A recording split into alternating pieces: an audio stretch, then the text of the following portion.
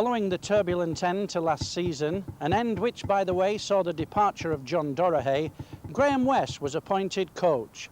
West, the people's choice, accepted the challenge with open arms. Welcome to Post Office Road, Featherstone, for the first game of the season of the Stones Bitter Championship between Featherstone Rovers and Wigan. Tacklers to put Carey to the ground. He's up quickly, plays it to Martin Hall, across the line to Edwards. Edwards will kick the long high bomb, and streaking through there I think is Frano Botica, who's going to try and put some pressure on the fullback, and Wigan will score! That's the kick from Edwards. Well, the bounce favoured Edwards. It was a long high punt, but Carl Gibson, dreadful mistake from him. He lost it completely and tackled just 5 yards short of that Rovers try line. Here's Martin Hall again to Edwards. There's a danger, a long high pass, chance perhaps on that far side of the field. Botica gets the ball inside. Skerrett will score, surely. Yes, and it's all so easy there for Wigan. Featherstone tackling for dear life. They're under awful pressure here as Wigan hammer away. 10 metres out. Edwards once more. A lovely dummy from Edwards, moves it out, and it comes out, and Wigan are in. Magnificent try, Paul Aitchison, but what an opening spell to the brand new season Shaun Edwards is having. Last tackle signalled by the referee. Edwards, he's been the instigator of all 3 tries. Wigan could be at the corner. The ball's inside and they're in again. Botica for his second score. What a pass that was. I think it was Andy Farrell.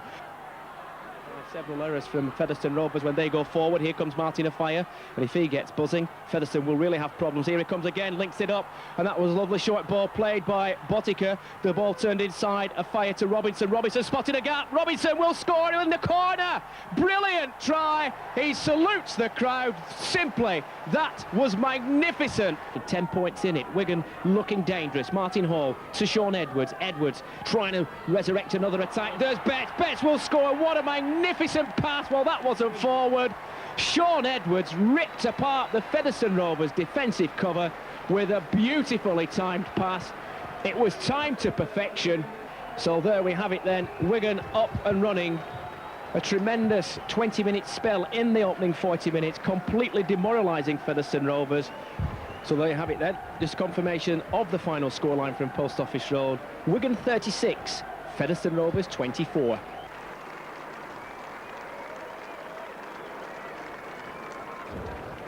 So here he is then at long last, Henry Paul, the Kiwi sensation. A lot of expectation high from him, of course. He certainly starred at Central Park last season when he played here for Wakefield Trinity. Back it comes again towards Briggs, up into the air, and Aitchison will catch that one, and that's a tremendous catch, and it needed to be as well. He'll be a bit disappointed, Paul Aitchison. He didn't make better use of it, but look at this, the break is on now from Wigan, and Edwards will score right underneath the post. Shaun Edwards will go in to make it 6 points to 4. Tremendous work from Paul Aitchison. Via Twiglamala now back on his feet after taking a tumble in the tackle. Here comes Edwards to Phil Clark. Botica wants it, doesn't get it. Clark's made a break, spins it now to Dennis Betts. Betts has Afire on his outside, and Afire will score in the corner. Well, it was all made to look very, very easy. Just 60 seconds to go to the interval. McDermott thought about the pass and decided in the end to play with the percentages and go it alone. Hall comes back into Skerrett. Skerrett, can he get into his stride? Back to Martin Hall. Martin Hall has made a half break. Lovely ball thrown out from Martin Hall. Afire is there, and Afire runs through the centre of the field. He's waiting for people to come and support. Edwards will surely score if he can go round to the left. Edwards will score in the corner. Yes, he will, says the referee. Well, Martin Afire did remarkably well to hold on to the possession and feed the ball eventually to Shaun Edwards. But pressure again being applied here by Wigan.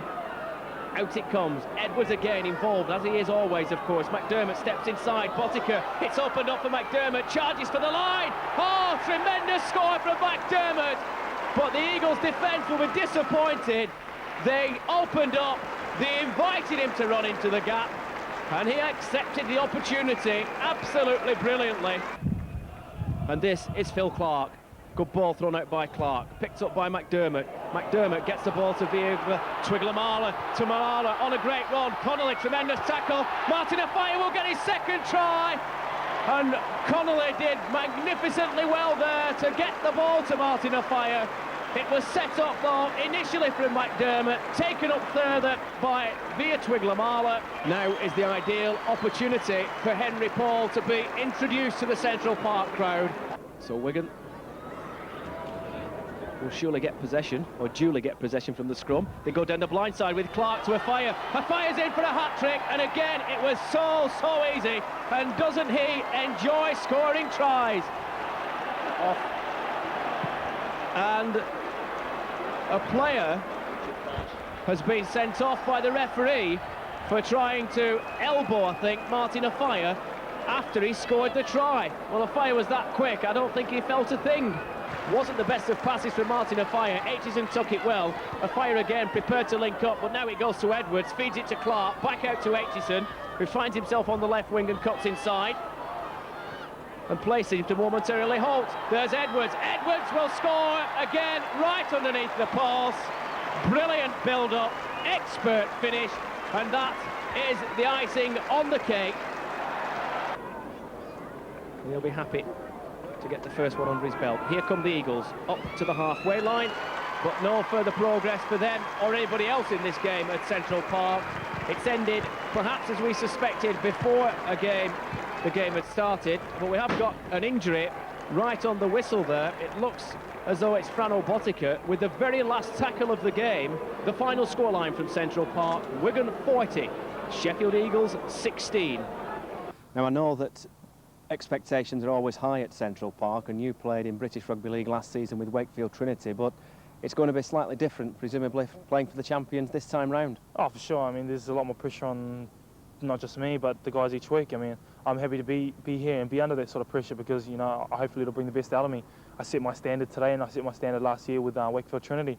So all I can do is go up. You know, I don't want to drop my game and let people down, because a lot of people help me out, and especially I'll be thinking of my family back home in New Zealand. So everything's just go ahead. I'm not thinking about turning back and relaxing. I just want to make sure that I'm enthusiastic, and I mean, I'm young, so I've got nothing to lose. What about the expectations from back home in New Zealand? Is everybody delighted that you're finally here and you're playing for the British champions? I think I let a few people down by pulling out the Auckland Warriors, but you know, I'm playing the game for myself, and now I'm playing the game for the fans of Wigan Rugby League. So, you know, my family was right behind me, so that's all I really needed. I'm happy that I'm here, and I'm really happy that we won today, and I'm happy. Just happy. Why did you finally change your mind? Because I know that you had a contract, didn't you, with Auckland Warriors? What changed your mind in the end?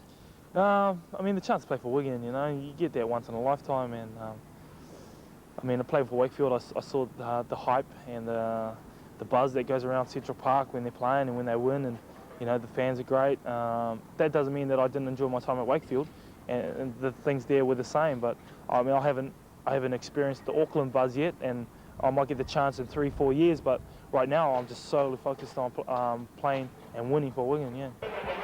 Well, here we are then once again at Watersheddings, and a lot of fond memories as far as the Wigan supporters are concerned, because this is the ground where Wigan clinched the championship last season, and there's one or two changes to the starting lineup, and Terry O'Connor will make his full debut for the club this afternoon.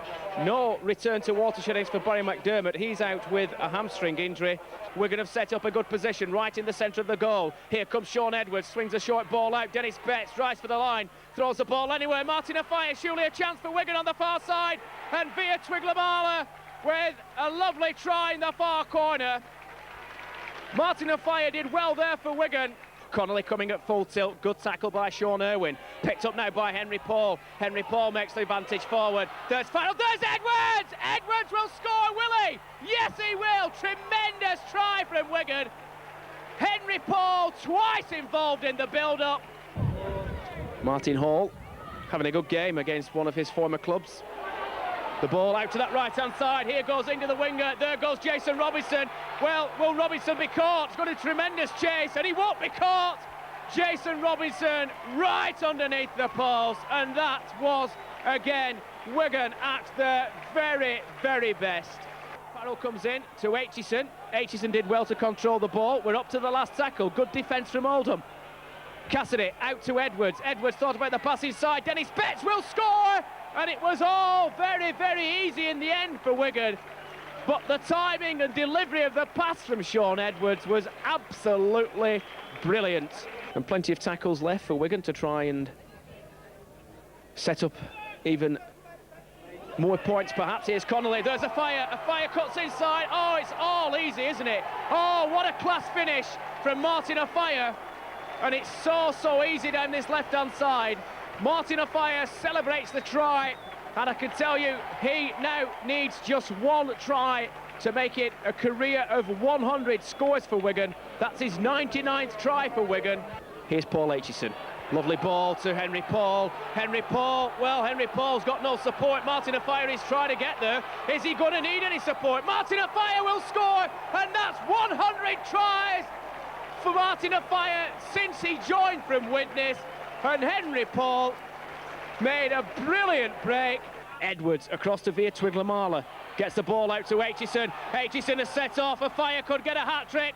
Offiah's racing away down the left-hand side. He's got the ball back inside. Wigan will surely score. Well, they held up right on the line. If they play the ball quickly, they've got to score. That must be a penalty. We're up to the last tackle. Referee says play on. Connolly stabs it forward. And I think it's another 6 tackles.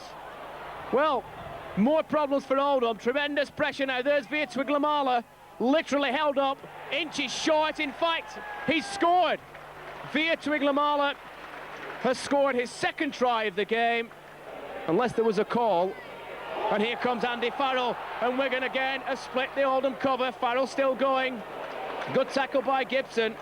Won't let him play the ball. Here comes Robinson. Robinson, a darting run from him. Robinson to Edwards, and Edwards, I think, will score just to the right of the post. Brilliant work from Robinson. Sean Edwards goes in for his 2nd try of the game. Dennis Betts across the line it goes.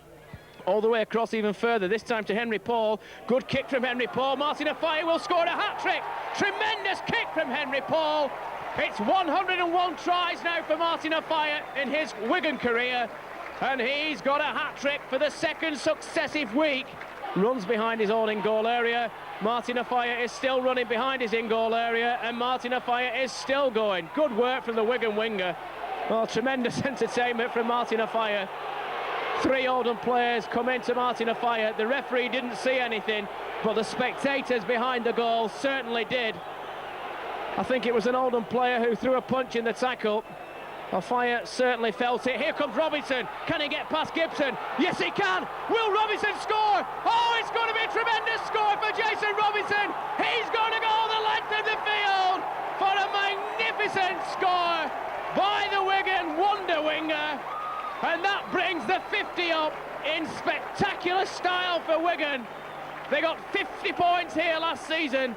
They're going to beat that this afternoon because Robinson has got in for the 10th Wigan try, right under the posts, to get the possession for Oldham, but he couldn't control it. And Wigan again pressing right in the final moments. Martin Offiah will get his 4th of the game underneath the post. He found a gap when it didn't look as though there was one.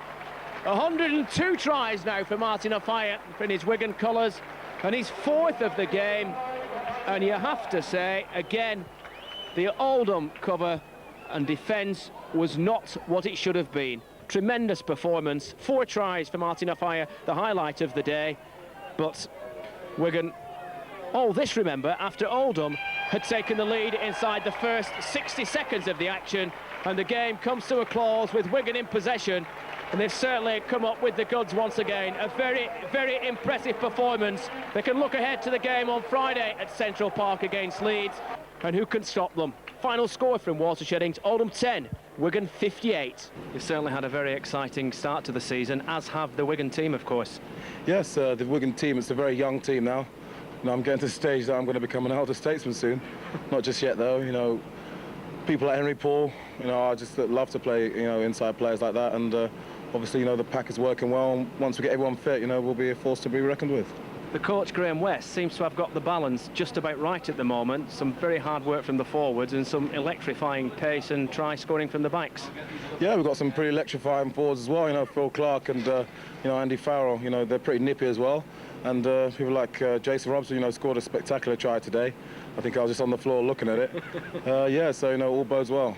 Any rivalry between yourself and Jason over the try-scoring? No, you know, I'd like to think that, you know, I can create a few as well as score a few, that, you know, then I'm happy.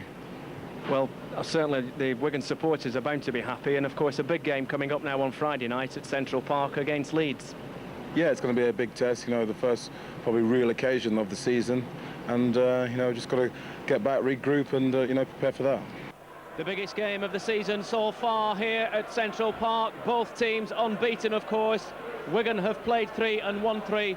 Leeds also have that exact same record, so something has got to give tonight at Central Park. The favourites, of course, will surely be Wigan. They've produced some superb form so far this season, and they've had the boost tonight. Kelvin Skirrett, who missed out in the thrilling victory at Watersheddings last week, he's back in the starting lineup, having recovered from that troublesome foot injury. So Wigan not quite at full strength, but nonetheless the boost of that return to Kelvin Skirrett. Mick Cassidy steps down to the substitutes bench. Hall again to Terry O'Connor, the new signing from Salford. Got a story to tell you about Terry O'Connor. When the action relents, I'll try and relate it to you. Here's Sean Edwards, here's Henry Paul, out across the line, and Wigan now looking dangerous. Wigan with a chance on the right-hand side. Robinson is into the corner. Wigan has struck first at Central Park. Just 7 minutes on the clock. Leeds have been playing with 12 men for the last 8 to 9 minutes. Schofield has knocked on, and Gary Schofield is having a very, very poor game. He'll be unhappy. Here comes Edwards. Edwards to a fire. A fire's racing for the corner. Yes! Martin Afire has given Wigan more breathing space. Brilliant play from Edwards. Gary Schofield dropped the ball. Presumably to make his way to the dressing room. He might see Phil Clark add further points for his team. Right in front of the post. Henry Paul to Edwards. Look at the overlap on the left-hand side. Wigan will go in again with Martin Afire. Oh, it was easy. Martin Afire celebrates. Sean Edwards once again involved in the move, and there's problems underneath the posts. The scrum broke up, and if you remember, I said that Leeds shouldn't be conceding possession. They were made to pay. Wigan got possession from the scrum, and Martin Afire helped himself to his second try of the game. 14 points to 0, the scoreline. Somebody's boots come off there. Kicked away by Martin Hall. Wigan looking for points. Edwards spins it out wide. Surely there's points here now. Yes, there is! Wigan are in at the far corner. Edwards again instigated the try. And Wigan now can breathe a lot more easily.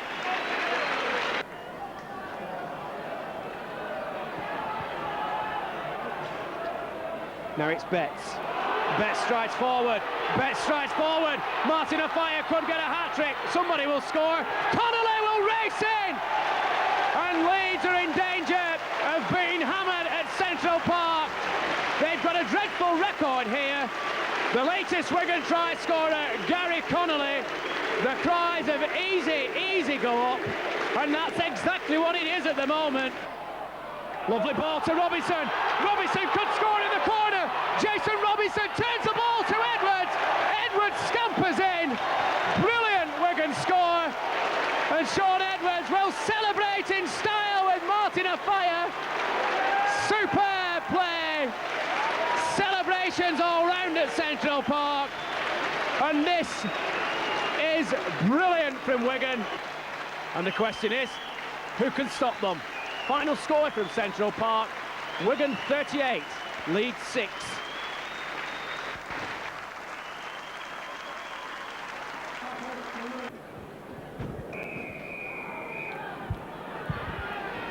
Widnes get the action underway then here at Central Park. Wigan 100% record, really playing well so far this season and have yet to field a full-strength team. And it's Andy Farrell who drives the ball out. And he's not making a lot of progress at the moment, but now darts forward. The tackling not what it should have been. Martin Afire continues the momentum of the attack for Wigan. And in the end, Henry Paul did well. Martin Afire, no marker at the play the ball. Out it comes across the line. It's now with Inga the winger going inside. And Robinson will score in the very first minute. And that is a tremendous start for Wigan. But what a disaster for Widnes. And Widnes had all kinds of problems there from the moment Martin Offiah was in possession. It's now with Henry Paul, spins it out to Edwards. Edwards again changes the direction, and if Robinson catches that, it's his second try. And what an expert kick that was from Sean Edwards. Last tackle signalled by the referee. Edwards will surely be involved in this final movement with this period of possession, and here he comes now, turns the ball to McDermott. McDermott looks for support, there's nobody there. He's got to die. No, he doesn't. Oh, lovely ball thrown out by Henry Paul. Martin Offiah play on, and Wigan have a great chance. The ball back inside. Edwards. It's a hat-trick surely for Robinson. He spins inside. Well, a hat-trick inside 20 minutes for Jason Robinson. Excellent work from Henry Paul. Great build-up play. Sean Edwards involved and did well in the end. All the spotlight, as I was saying earlier, has been perhaps on Martin Offiah in the last few weeks. It's now on Henry Paul. Offiah or Edwards will score. It's going to be Edwards. Henry Paul had two options to pick from. He could have given it to Martin Offiah. He gave it to Sean Edwards. Across to Henry Paul, out to Connolly. Connolly has Martin Offiah, and Martin Offiah looking dangerous, spins out to the first tackle. Still going Offiah, still going Offiah. He's held up, or is he? Just a yard short. That's a great run from Martin Offiah. Literally held up right on the Chemix try line. And Martin Offiah will play the ball to Betts. Betts will charge in and score, will he? Yes, he will. And I thought he'd scored. I think what the crowd would like to see, if it's possible, is a try for Martin Offiah against his former club. I know Martin Offiah would love to score one. Here's via Twiglamala. What a great ball to Dennis Betts, and Wigan will surely score again here. Dennis Betts, could he go all the way? He will go all the way. His second try inside 2 minutes for Dennis Betts. And the points tally is now standing at a point a minute for Wigan. There's the boot off somebody there. And the ball almost was spilled. It's now with Stuart Spruce, who's been chased by Connolly. Oh, Wigan will surely score a try here. Dreadful mistake from Stuart Spruce. And McDermott will romp in that right-hand corner.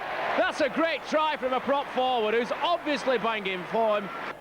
So a great start to the second period here from the Riversiders. Edwards across to Betts. Betts turns the ball across to Andy Farrell. Andy Farrell, well, Robinson was held back there, surely. There's no play the ball, there's no marker rather at the play the ball. Martin Hall drives forward, he can't get close enough, he can get close enough to the line. Well, it was being pushed all the way. At the bottom of the pile was Martin Hall, assisted by Dave Smith. Martin Hall again. Everybody thought he'd miss out. Andy Farrell got the ball back to Martin Hall. Martin Hall to Betts, and Betts will score. And that's a hat-trick for Dennis Betts, the second row forward.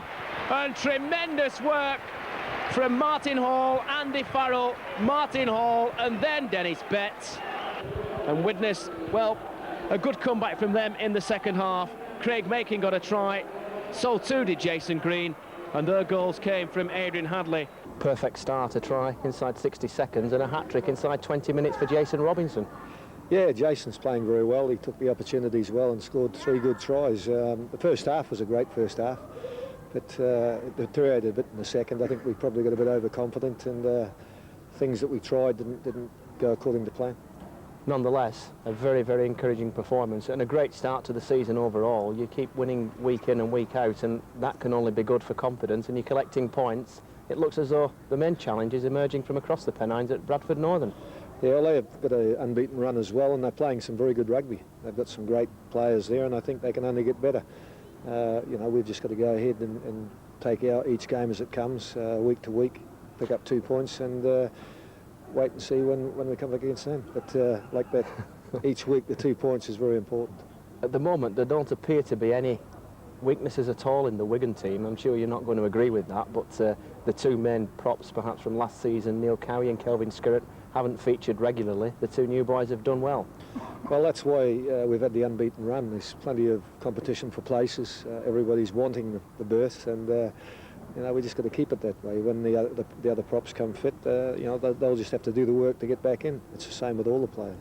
I've got to mention the work that Sean Edwards has done this season, because despite the fact he's been an outstanding player for some time, I think he's probably made one of the best starts to a season for some time. Sean's an outstanding player. I think he's matured over the last 2 or 3 seasons out of sight as a player and a leader. He's doing a great job as captain. He has a very good input. Him and Phil Clark both. I consult them and they have an input into the way the side goes. But his contribution is great. I'm really pleased with the way he's going. We can't be far off. Here's Martin Hall. Across it goes to Edwards. Edwards out to Farrell. Farrell tries to barge his way forward, and Castleford all of a sudden need to answer 1 or 2 questions defensively. It's 2-0 at the moment. Here comes Henry Paul, spotted a gap almost, and you hold down just a yard from that Castleford try line.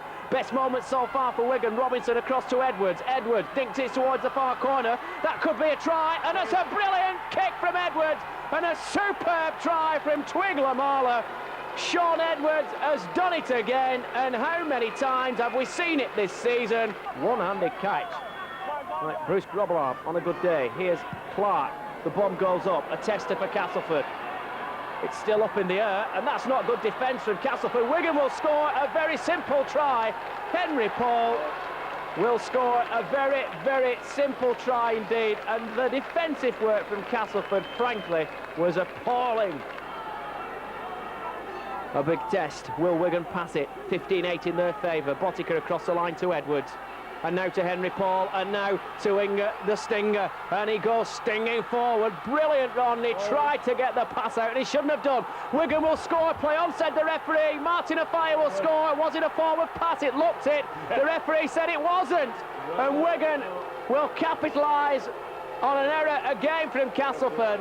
Great start to this second half for Wigan. Here comes Botica to Edwards, back to Botica, and the big men link up. Connolly, a chance perhaps for Henry Paul, who will score, will he? Surely, yes he will.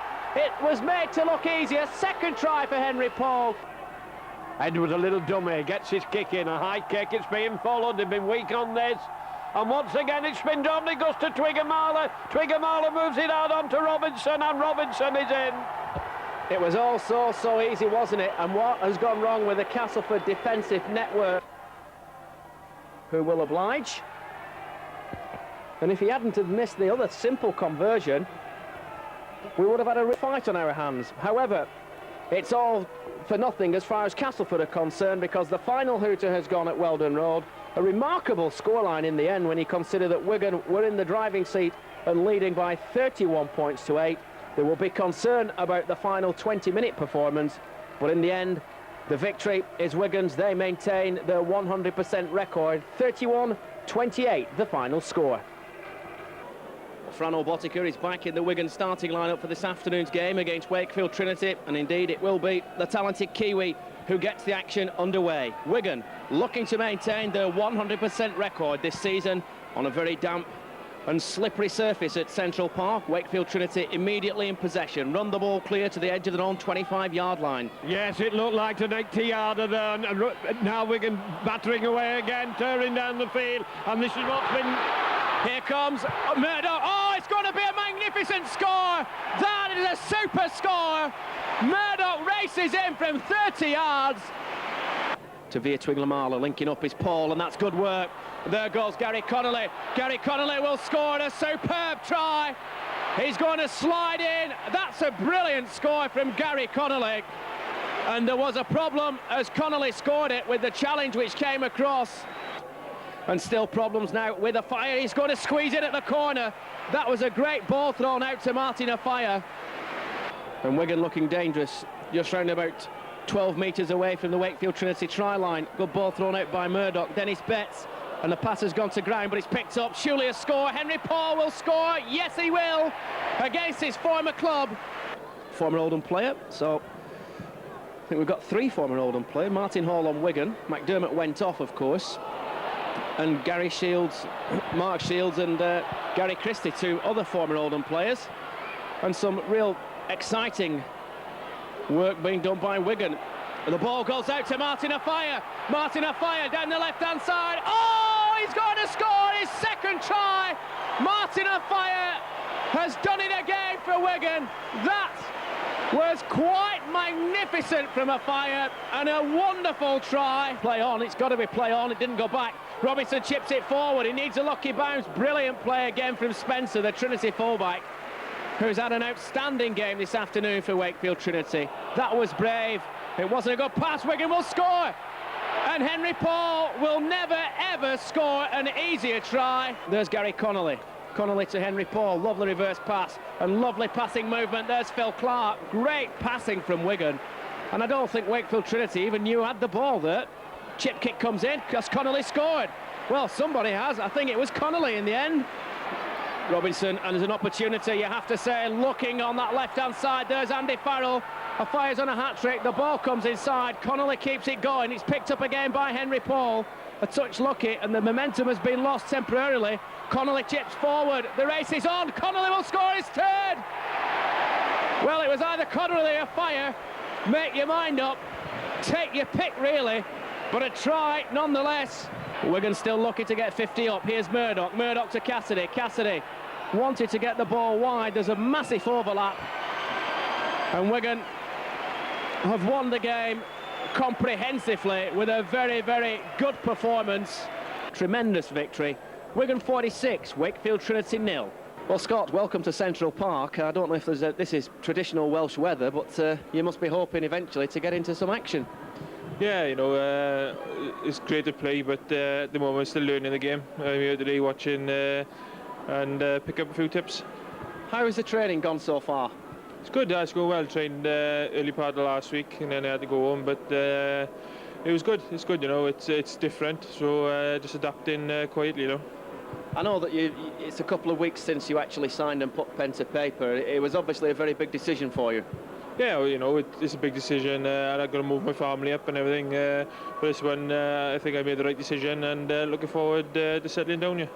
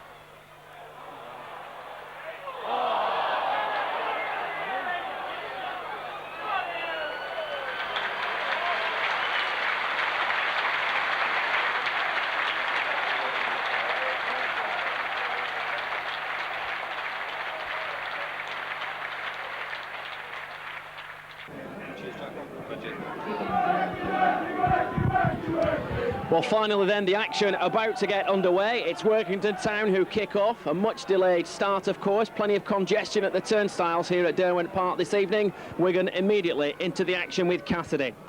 Wigan now piling on a lot of pressure as Edwards goes for the line. He puts in a grubber kick. It's been kicked down. Comes back to Wigan. Wigan moving it out to the right. Going for the line. And Connolly finishes it off in the corner. Surely just a matter of time for the Riversiders. Here comes Edwards. Edwards probing as ever. Lovely ball thrown out to Aitchison. Aitchison to Connolly. Connolly's already got one try, and he's got another one. Connolly is in at the corner. Botica again. Turns it to the right-hand side this time. Here comes Gary Connolly. Connolly feeds it out to Farrell. Farrell, strong run, and Farrell will score it in the corner. And that was a very well taken try. Flings it out to Veer Twiglamala. Look at that penetrating, powerful run from Veer Twiglamala. Can he get the ball to Martin Offiah? Oh, Offiah will score it in the corner. Surely, or will he be cut off? No, he won't. Martin Offiah has wrapped it up for Wigan. Edwards, now there's no offside this time. Veer Twiglamala, I'm sure, will score for Wigan in the corner, chips it forward, and that's a try, and a very, very easy one. Tremendous crossfield kick from Sean Edwards. Composes himself, as he always does, of course. He's kicked a couple from that position, and he's kicked that one as well, I would suggest. No problem at all, 30 points to 6.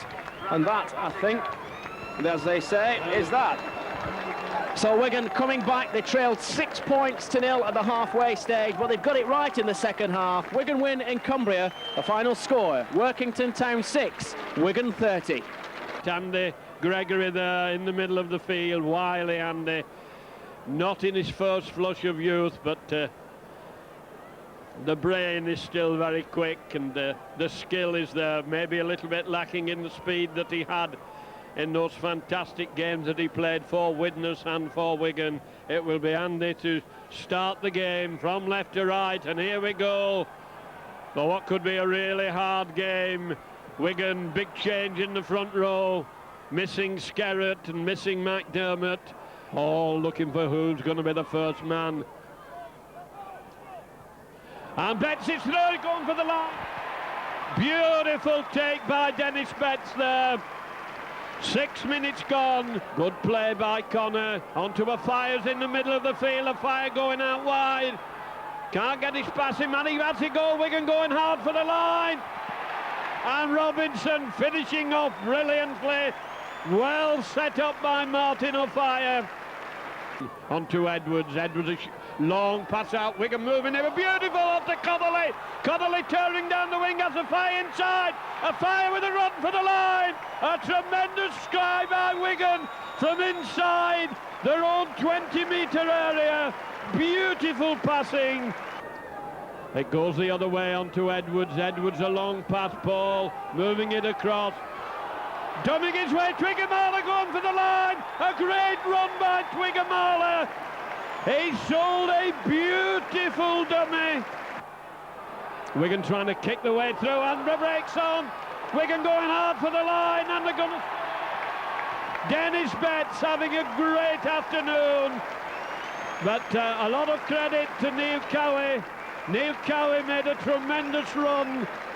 In the hooking stakes, he moves it across field. Full back hands it on, the ball's gone astray. Wigan have it. Long pass as they go out towards the right wing. And Wigan are going to score. Twiggamala, power and strength. Wigan moving it up to Twiggamala. Twiggamala bringing in the middle. Connolly sees a gap. Connolly's got a fire with him. Connolly's gone for the line. A tremendous run by Wigan. Connolly's going to score. A great try to Gary Connolly. Lovely little move, straight from the scrum. And that was well dropped on. It wasn't easy to take. As Offiah comes in the middle of the field, running very wide. There's a big overlap in Offiah dummies. Offiah still coming. Offiah still going. Offiah, tremendous solo run by Offiah. He's gone for the corner and he's in. What a great individual run by Martin Offiah.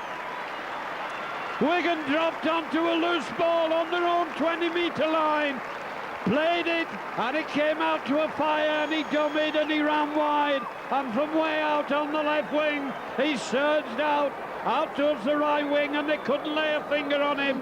And that was a tremendous individual effort by Martin Offiah. Goes over, a wonderful individual run, and how exciting it is to watch this man move. They talk about poetry in motion, but he is the embodiment of it. It was great to see the way he moved then. He was so graceful as a gazelle. That's 33 minutes gone. Centre goes. Wigan take the tap. Edwards a short one to Clark. Clark going, lobs it back to Edwards. Edwards turning and twisting. Wigan turn it inside. And Robinson finishes off. Letting anything go at the moment as Salford come tearing forward.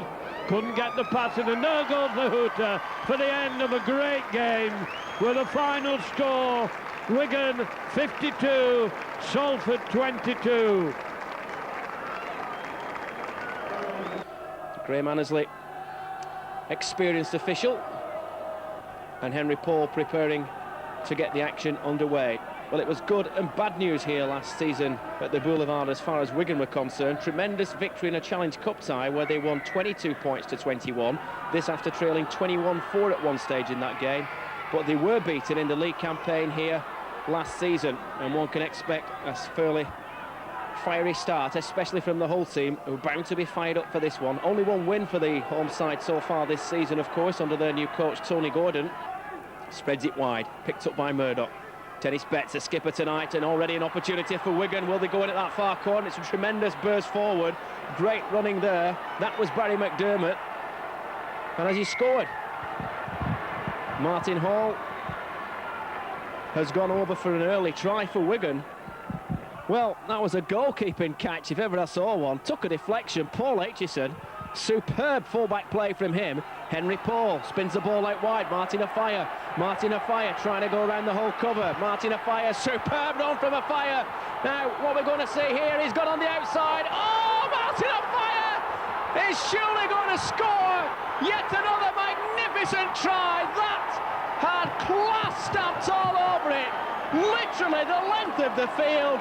When he first took possession of the ball, he was on the Wigan try line, and Martin Afire, once again, surely has scored one of the tries of the season. Wigan just hanging on at the moment, but they're looking for more points. Chip kick comes in from Betts. Afire will score in the corner. Super second try for Martin Afire. Brilliant work from Wigan's captain on the night, Dennis Betts, and that should be enough to give Wigan victory. They now easing away from Hull, 18 points to 12 in favour of the champions, the latest. Try now would be K. Sarah, surely. Will we see a drop goal? Joe Lydon, well, he's done it. Well, maybe, just maybe. And still more problems. Well, that's gone up in the air on the first tackle. That was different, if nothing else. Lydon, well, how many times has he done that in his full-back position for Wigan? And Widnes, of course, vast experience, and Hull couldn't have kicked it to the worst possible place, and that is all over. I thought I heard the hooter. It was a penalty. It had to be played. Lydon's made the ball dead. Wigan maintained their 100% record. Final score from the Boulevard: Hull 12, Wigan 19. Well, Mick, I know that we were chatting before the game, and I suggested not quite the force they've been last season, Sheffield Eagles. I know you've seen all the games. Are you disappointed, or are you happy with the situation and with the players they've got? Well, they've put some good performances in. They've only put really two below par of performances. One against Widnes down here, and last week against Bradford. Murdoch will feed the scrum, and Wigan will be out to make the most of the opportunity.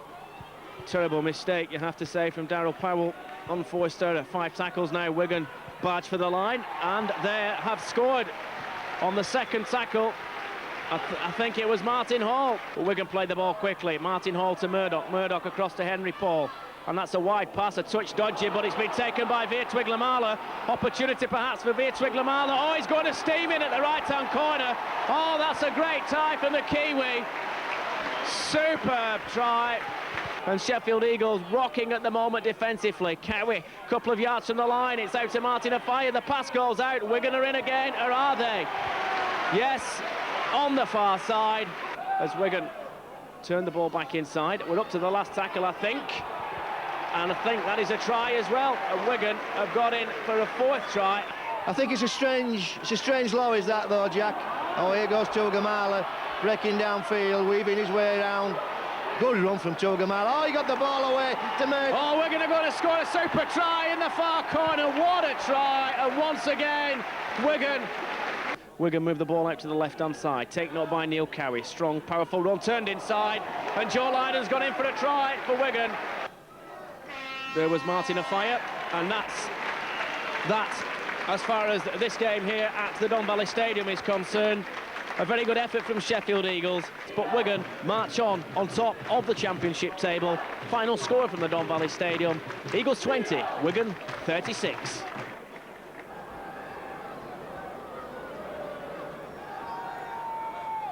Featherstone having lost their coach and now have David Ward in charge. One victory to his name so far as Wigan get the first touch of the ball. No doubt it will be tight in these opening moments. Go down in the fifth tattle. Wanting a quick play, Edwards with it. Edwards running, gets it moving. Wigan going for the line. Turn it inside. Dennis Betts. Taken by Farrell from the base of the scrum, turning it inside to Twigger-Marler, going hard for the line, hands the ball on, and Wigan turn the ball out. Radlinski's in. Another try, straight from the scrum by Wigan, by young Radlinski.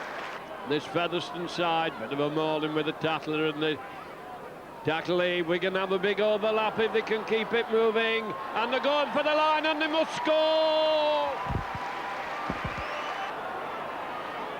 Now they're moving it wide, there's a big gap, Wigan going for it, and they're in. Well, that smashing centre three-quarter Kelvin Skerritt goes battering his way over the line. All inside, and the referee's going to give the knock-on this time. And there's trouble. Referee not in charge of this game at all. No wonder tempers are getting frayed. Edwards waiting on the left, and it's to Edwards it comes. He puts a little overhead kick. That's being well chased. Wigan are going to get it. Joe Ladd going through, looking for support to a fire. A fire must score and win the race. And he's in. He's over. Good tackle, low and hard. And there goes the hooter for full time. A game which fizzled out a bit. McDermott looking fairly shattered. Goes down on one knee. Glad the game is over. Wigan's 12th successive victory, beating Featherstone by 30 points to 6. John, do you think it has been a hindrance, the fact that so many of the Wigan players have been involved with the Great Britain situation? Well, it showed it in the game on Wednesday night, didn't it? The coordination was just not there between the Wigan players, and the handling was absolutely appalling. And so Graham West took them out for extra ball practice during the game. But with Oldham on such a good roll, I think we're in for a good afternoon this afternoon. Well, let's hope you're absolutely right. It's going to be Oldham to get the action underway here at Central Park.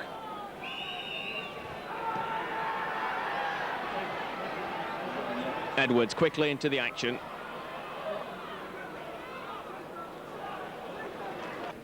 Actually quantify the repercussions from that. Henry Paul spins away, and that's good work from Paul. Steps off his left foot. Super rugby from Henry Paul. Oh, it's going to be a superb score for Via Twigler-Marler. But what about the part played by Henry Paul? Just flips it across to Aitchison. Well, that was casual by any stretch of the imagination. And Martin Afire came in for the treatment, and they're all in. And I have to say, it might have been Gary Lloyd, the first player to throw a punch, and we can do without that. And it will be very interesting to see what the referee decides at the end of this. Well, I have to say, I'm absolutely staggered at that decision. And he's sending a fire off as well. He's sending a fire to the sin bin for 10 minutes, and it was Gary Lloyd who threw the punch. Now, if a fire is going to the sin bin for 10 minutes, well, I'm absolutely mystified by that.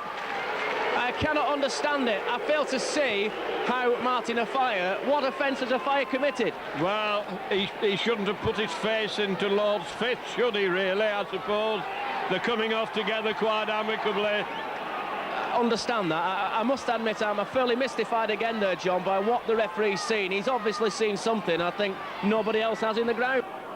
Here comes Twigler-Marler. Well, surely the The kick has got to come on, does it? Connolly bursts for the corner. Oh, he's going to score on the 6th tackle.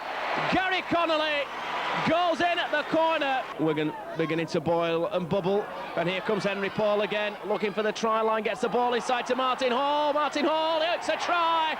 Brilliant try for Aitchison. Edwards thought about the grubber, turned the ball back inside to Betts. Betts is tackle. Well, he isn't. He's still got the ball out. Play on, said the referee. It's Simon Horton. Horton could score. He's going for the line. He's in. It's the tempo's reduced. 20 degrees. It's dull at the moment. Very, very dull indeed. Now can Martin Afire liven it up. Martin Afire turns the ball inside. This is better from Wigan. Connolly. Oh, Connolly's going to score a magnificent try for Wigan, his 2nd of the game. Edwards points away home, and all of a sudden, we say Wigan are going off the boil, and there's the response to Connolly. Connolly back inside to Betts. Exhibition stuff now from the Riversiders. Brilliant play from Henry Paul. Chips for the line. He's bundled off it. Afire is the sureliest try for Wigan in the far corner, and indeed there is. The referee is warning the Oldham players to get back the full 10 metres as Edwards with a cross kick, and if Rudlinski can catch it, he's in. Oh, it was made to look simple, but Sean Edwards with a cross kick, or a pass if you like, that Bobby Charlton would have been proud of. Twigler-Marler can't catch him, can they? Still going. Oh, what a run. Eventually felled, but definitely unfairly by Clark.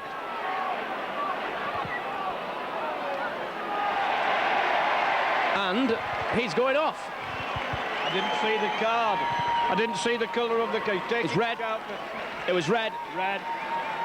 And I don't... That's what gets into them, don't you? A score like this, the game, mind you, Crompton, of course, is a former Wigan player. I was hoping it's not he who's been sent off, but he wasn't happy. It's John Clark in actual fact, and I don't think you have to say, I don't think you can argue with it. Picked up by Aitchison, who's linked up brilliantly, and look at the gap he's created. Oh yes, Edwards will score. That's a well-deserved try. Edwards was involved initially. He got the ball out to Aitchison. Aitchison returned the compliment. And Oldham now, Edwards is pulled up meanwhile with a bit of a leg injury, it would appear. There goes via Twigler-Marler, gets the ball to Martin Hall. Martin Hall to Henry Paul. Henry Paul is going under the sticks. Pretty sure it was going to be a penalty. It looked to me as though the tackle had been completed, and it was dragged into touch. It's all irrelevant. 46-0 the final score. Yeah, there was some terrific football out there. I think Oldham's mistakes let them down at the end of the day. I don't know what the penalty count was, but there was a lot of indiscipline, and rightly so. John Clark was sent off, and I mean, they don't need that. If they want to beat the best team in the world, they've got to cut out the mistakes. As far as Wigan are concerned, though, the march for the championship continues, of course, and they've now equalled a rugby league record. 13 straight wins at the start of the season. Hasn't been done since 1980-81. Another great achievement. It is a fantastic achievement, but I know it's an old saying, but you've got to take each game as it comes, and we've got a Regal Trophy game next week, and then the week after that we've got Leeds away, which is a tough game. So there's still a long way to go. I mean, I know everybody says it, but you've just got to keep your head down. Well, the big news, of course, to emerge just prior to this game is that Scott Quinnell makes his full debut for the Riversiders this afternoon in the Regal Trophy clash against Rochdale Hornets. So it's Rochdale Hornets to get the action underway. And I said Wigan have still got one or two players missing, but still a very, very strong and talented lineup, of course.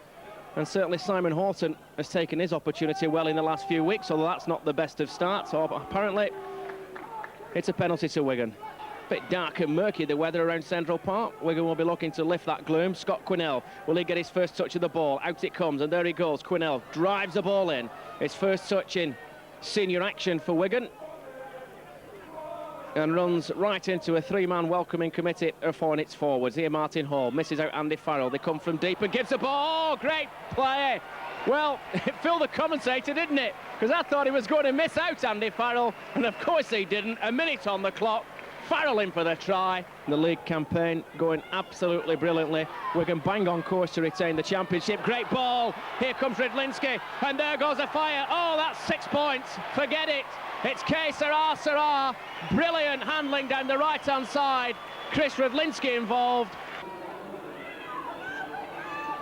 Here come Wigan again. And a chance for Chris Redlinski. Two players on the overlap. Redlinski doesn't need them. He solved the perfect dummy. Redlinski in for the third Wigan try. Picked up by Henry Paul. Thought about the kick. Oh, high tackle. That was McCarthy. He knew he'd done it. And he's going. Well, I have to say, I've got a bit of sympathy for him. I think Henry Paul slipped as McCarthy came in. It looked bad though, and I don't suppose really the referee had a lot of choice in the matter, but I can't consider that that was premeditated. It was instinctive, and I'm sure Henry Paul wouldn't agree. Edwards, as always, at the hub of everything, turns it back inside. Picked up by Martin Hall, fed out towards Andy Farrell. Long pass from Farrell, two Wigan players on the far side. Via Twiglamala will score, will he? Well, Wigan certainly will. He got the pass out. Here comes Farrell. Farrell still going. Gets the ball to Edwards. Edwards is in, and that is game, set and match, surely. A discussion then took place between Martin Afire and Gary Connolly, I think. Connolly takes it up, running it across. There's a lot of broken play now if the ball can get out to that right-hand side. Oh, look at the speed on via Twiglamala. Oh, Wigan will surely score. Oh, it's a hat-trick for the youngster. Brilliant play from Inga the Stinger. Chris Redlinski, a hat-trick for him. Here come Wigan again. And there it goes, the final hooter. Well, not the best of matches, and certainly not one of Wigan's best performances of the season, but whichever way you look at it, they've got to place in the next stage of the Regal Trophy. Wigan 34, Rochdale 12. Towards via Twiglamala, holds the ball as if he was a baby, and he's still going, cuts inside. Good run from via Twiglamala, gets the pass out as well for Aitchison, and he'll be out to make up for that earlier error, and gets a good ball out as well. Horton drives to the line. Wigan looking dangerous now as play switches to the Leeds end of the field. Here's Martin Hall. Edwards looking for a gap. Short pass inside. Great opportunity. Kerry will score. That's a lovely short pass from Edwards. Picks out Henry Paul. Henry Paul to another Kiwi via Twiglamala. And oh, beautiful dummy. And he's in. Via Twiglamala. A super score from the Kiwi. Martin Hall distributes it wide to Edwards, looks for the short pass, he throws it long. Surely a chance here now for Wigan. Henry Paul to Afire. Afire, can he get the ball back? Yes, got her in, and it's Robinson again against Leeds. Super try. The Wigan players not happy with the final challenge on Robinson. It could have been Ellery Hanley. Believe why we even bother with them. Good approach play, good ball thrown out. Dennis Betts will score. That's a super try for Wigan. Betts roars into a massive gap. Set piece move. Gary Connolly with a brilliant pass, and that completely bamboozled the Leeds defence. Martin Afire tries to run with the ball from acting halfback and gets away with it as well. Oh, Afire into space. It could be a score here. Is Afire going to score? Oh, he's going to score. He's in the corner. Yes, he is. That could wrap it up for Wigan. A Martin Afire special. Well, surely with that 5-point advantage, that will be it. And indeed, is it. Wigan lose for the first time this season. Leeds peg them back 2 points. Of incalculable use to Leeds. They're absolutely delighted. They're celebrating tonight in Headingley. So Wigan don't break the Rugby League record, and Leeds have won it. Final score at Headingley, Leeds 33, Wigan 28. Graham, obviously Leeds are thrilled to bits. What's the Wigan view on this? Well, they played very well. They played better than us on the day. We've got a bit of work to do. We'll be back. I don't think there's any doubt about that, but the championship now is very much alive. It is, but we have a clutch of games over Christmas. It'll, say whether we're right at the top or we fall back a bit. So we're just going to wait and look forward to them. The next one in the big league, of course, couldn't be any harder. It's St Helens at Knowsley Road. Yes, it's the biggest game of the season. Actually, today it's been a very big game, very big crowd, and it's been a thriller. I think the St Helens game will be exactly the same. 13 matches unbeaten into this and straight wins. Was this really your biggest test? It was our biggest game of the season so far. I realised that when we played Leeds at Wigan at the beginning of the season, they had some new players in that hadn't really knitted in together, and it showed today that they've knitted them together and they played some very good, attractive rugby. You know, we defensively didn't play that well, but we'll come back. We've got some work to do, and we'll do that work. The fact that it is your biggest test of the season, the fact that you've lost it, does that make you a worried man going home tonight? It always makes you a worried man, but like I say, we've got to go back and do the work. We've got 1 or 2 players to come back into it, and we look forward to the next week. We've got a game at Hull next week, and we look forward to that. Russell Smith attacking the Gordon Street end, taken by Mark Hewitt. Richard Gay. Very important for Hull to make a good start. Wigan, of course, defeated for the first time this season in an epic encounter at Headingley last week, 33-22.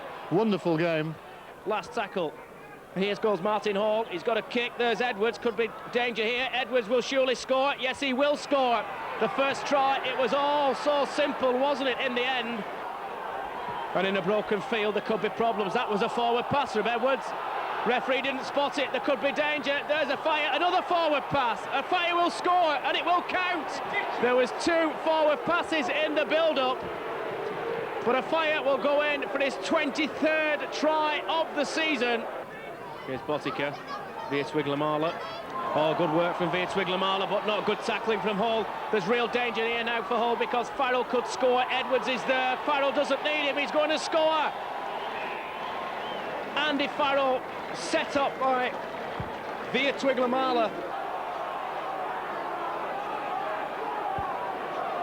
Talking to Edwards and Dennis Betts. Well, there's no excuse for that. It wasn't as if Cassidy ducked under it or anything. He just caught him with a swinging arm. Referee's given him the red card. Well, I'm amazed because with Edwards brought into it, I'm astonished that that's the case.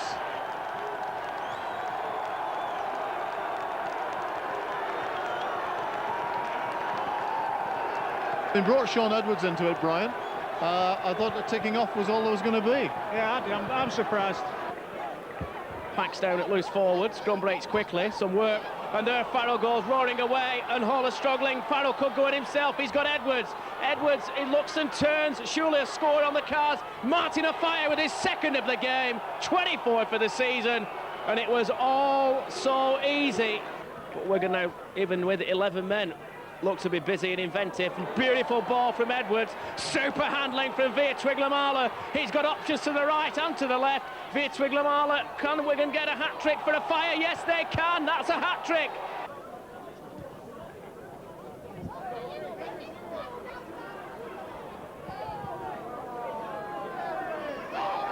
Skerrett and McNamara.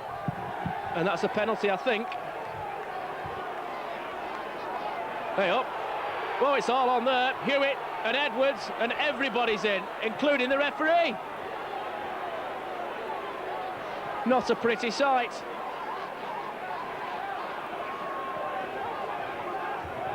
Well, it started off originally in the scrum with Skerrett, I think, and McNamara. The referee then penalised Wigan.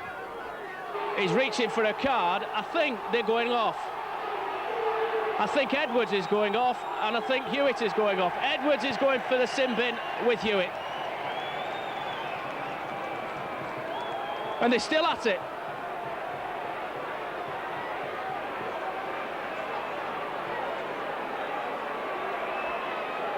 Hewitt and Edwards. The other touch judge is on. O'Connor.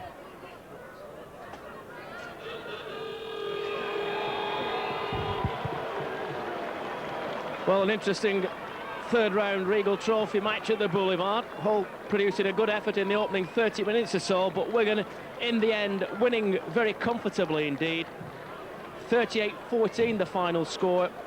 Well, let me ask you a question about looking to the future. Again, there's been a lot of speculation about what you are going to do at the end of the season. Your contract is up at Central Park. What are you going to do? Well, at the moment I'm going back to the Warriors, and I don't know where all the other information comes from because it's news to me. So, like I say, I'm going back to the Warriors. So that obviously means you're not going to St Helens, you're not going to Leeds, and you're not going to stay at Central Park. I don't know why I would ever want to go to St Helens or Leeds, actually, to be honest with you. Well, let's have quick update on the season so far. You've missed a lot of it, of course. Are you all over the injury now? Yeah, I'm well over the injury. It's been a couple of months since I played. I had half a game last week against Leeds, which was a tough game to come into. I'm still finding my match fitness and still trying to find my rhythm with the kicking, so hopefully it'll be all right for the Boxing Day match against St Helens. A lot of matches, of course, now in a fairly short space of time, Fran, or Challenge Cup as well, still to come. Yeah, I mean, like I say, I'm looking forward to it. I've had 2.5 months off doing nothing and watching all the boys perform, and it's been tough getting back in because all the guys have been playing extremely well, so I've seen myself fortunate being able to come straight in, so I need to prove myself and consolidate my position. Boxing Day and Good Friday is when families gather and go to watch the traditional games between the Saints and Wigan, and there's nothing like the old Saints versus the Pie Eaters, is there, to make the hairs on the back of your neck stand up. And the big crowd has been assembled outside, even though it's a morning kick-off. Players and spectators alike will all be fired up. Saints playing up to the Eddington end for the first half of this game, and Wigan playing down to the clubhouse, the restaurant end. Wigan first possession as the Saints have kicked off. Henry Paul from the acting halfback. Paul down the blind side. Edwards is in field. Prescott's with him. The pass certainly looked to him forward to Edwards, but Edwards, can O'Sullivan cut him off? Is Edwards in for the try? He is. And now it's a scrum down Wigan feed. 10 metres from the Wigan line and 10 metres in from the main stand side. 8 points to 2 the score, 27 minutes gone. And temper's getting a little bit frayed in the scrum. Nothing more than we can expect from these two explosive packs. And as I said before, there's nothing like, well, there's no encouragement or needed for this afternoon's game. Well, it is afternoon now. All on 12 o'clock. The referee right in, parting the two sides. And referee Smith, he looks as though he's reaching for his pocket. And somebody's going to be sin binned. Is it? Fogarty, 10 minutes in the sin bin for a punch. And Adam Fogarty will just have to walk away. And somebody from Wigan's going to be sent off as well. To the sin bin, it's Cowie. Cowie's got 10 minutes. Martin Hall steps up quickly, breaks. Edwards changes the direction. Inside ball to Betts. Prescott to beat. Prescott. Does Betts squeeze in? Well, Betts squeezes in. Prescott just couldn't clamp him. He turned in the tackle, did Dennis Betts. It's Henry Paul that's been brought out, and Paul's been sent off. Well, Henry Paul, sensationally sent off. But tremendous cover defence by the Saints. Last tackle for Wigan. They're held up. Oh, the arms held up. The try's awarded. It's Twigger Marler, I think. But Cooper hits the straps, gives the dummy, and Pickavance and Skerritt trade in a few punches there. And Skerritt is very lucky to be on the field. Skerritt in the sin bin. Connolly now. Vivas brings him down. The tackle not completed. The tackle not completed. Connolly looking at the referee. But Twigger Marler. Well, Twigger Marler scores under the sticks. And that puts Wigan back in with a shout. Starting a fire. Backs into the defence. Oh, a fire. Well, is that going to be the winner? Is that going to be the winner for Wigan? They're lucky to come back. And there's the final hooter. And a lot of relieved pie eaters. And a good-sized crowd as well for this one. It's a bitterly cold evening, there's no doubt about that, as referee John Hallsworth signals the action to get underway. Botica now back, of course, after injury problems in the early part of the season, gets the action underway here at Central Park. Wyatt in possession, and Craig Murdoch, who's certainly taken his chance well earlier in the season when he's deputised for Sean Edwards. Edwards out with that calf strain. Hopefully he'll be right for the big game against St Helens on Sunday. Wigan move the ball across the line, and Martin Offiah takes a lovely short pass. He's got support too from Robinson, who's flying down that right-hand side. Oh, Jason Robinson's going to score in the corner. He's still going. That is a magnificent score from Robinson. We're up to the last tackle, incidentally, as Botica skips forward. Look at the dummy. Lovely play from Wigan, and they're in again, and that's Andy Farrell. That's a super try. Presumably under the instructions from the man sat about 5 yards to our left, and that's Brian Johnson. And Robinson takes the penalty tap very quickly. Oh, he's going to score! He's going to score his second try of the night! And that's a disaster for Warrington. Trying to scramble over on his hands and knees. Last tackle. Martin Offiah gets the ball to Simon Horton. Has he scored? I think he has. And there's the man of the match, Botica. Turns it across, I think, to Betts, and that's a good burst from Betts. Chance for Wigan. Martin Offiah going for the post. Martin Offiah. Oh, will he score? Yes, he's in. Right under the post. Martin Offiah.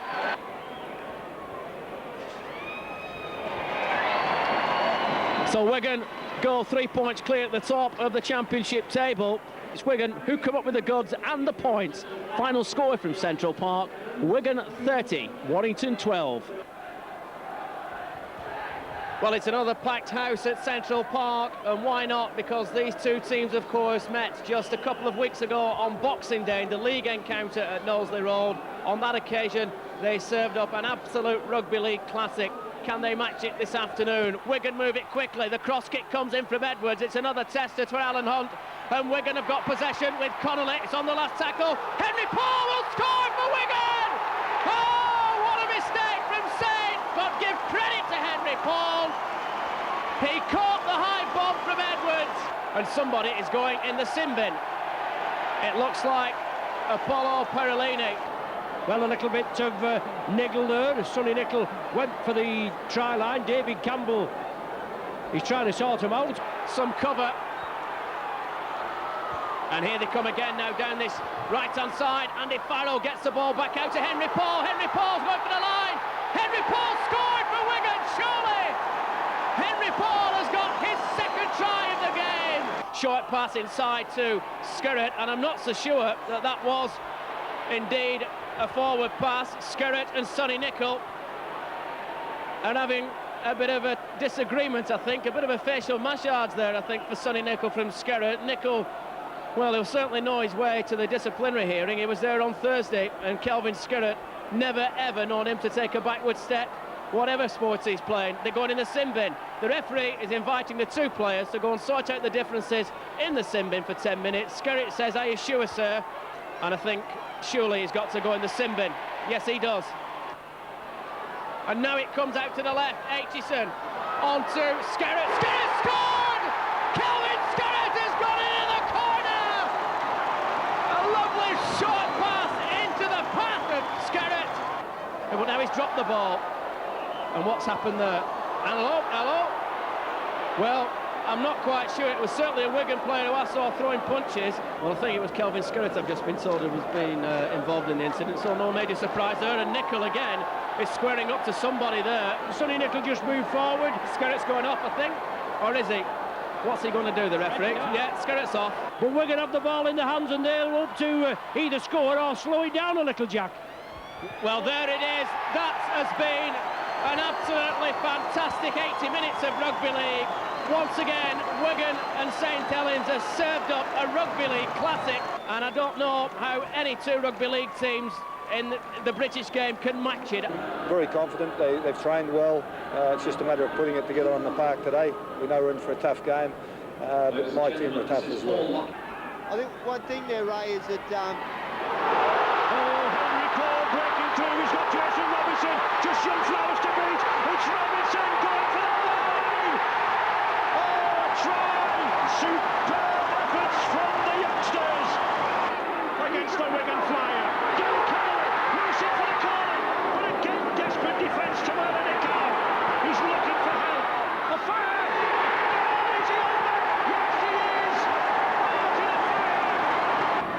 Robinson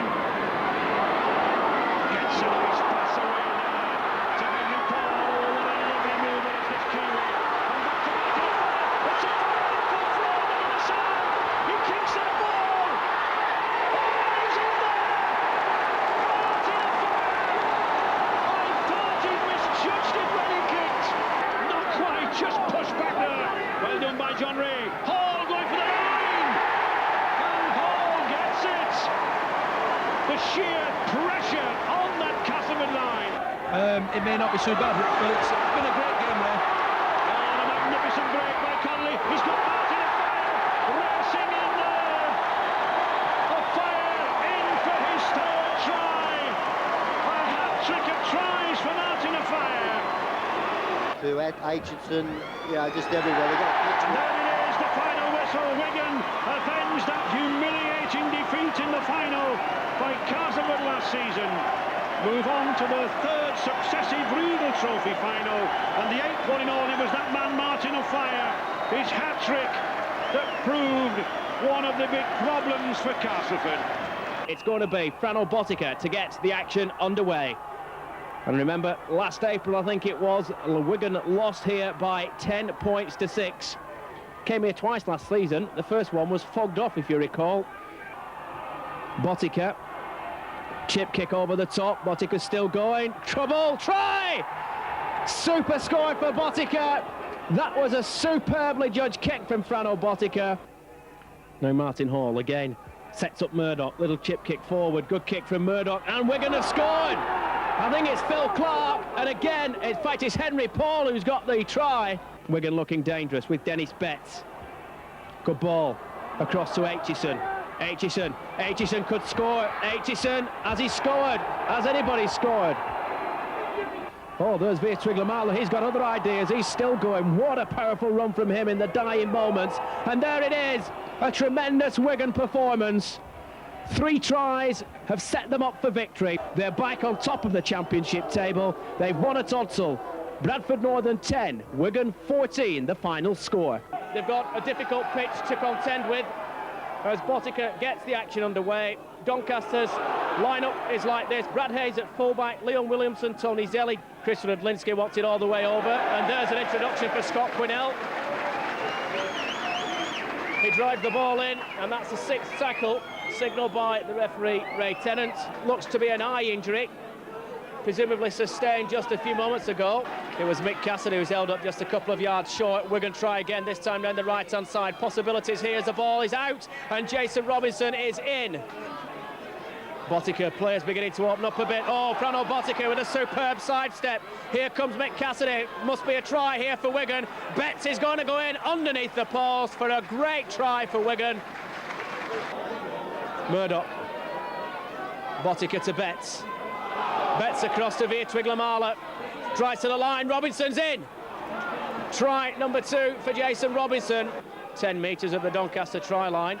The ball turned back across, and out it comes to Murdoch. There's space here on the right-hand side. If the ball comes out, there goes Henry Paul. Henry Paul to Aitchison. Aitchison's heading for the line. Aitchison scored in the right-hand corner.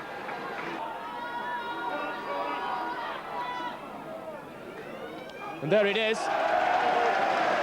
Well, not a bad game under the circumstances. Wigan establishing their authority in the opening 40 minutes to lead at the halfway stage by 20 points to 6. Final score, Doncaster 10, Wigan 28. Yeah, I'm enjoying it, this is my probably 10th game now at Rugby League with the 18 games, and enjoying it more and more every game.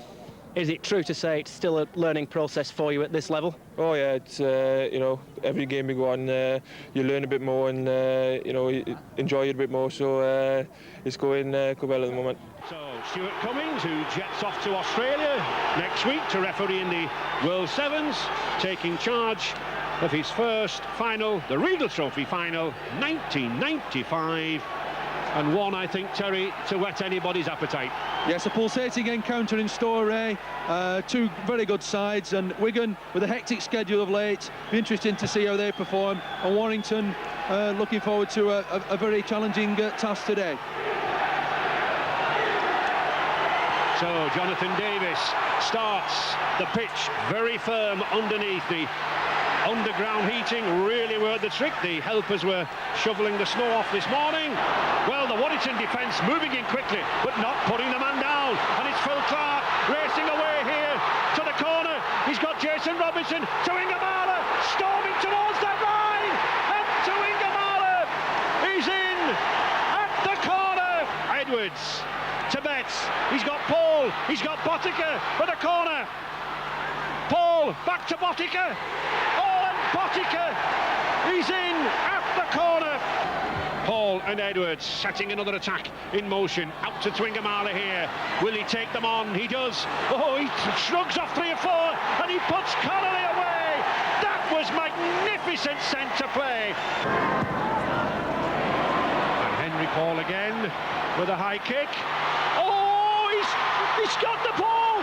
Wonderful handling skills. Back to Twingamala and he's racing in again.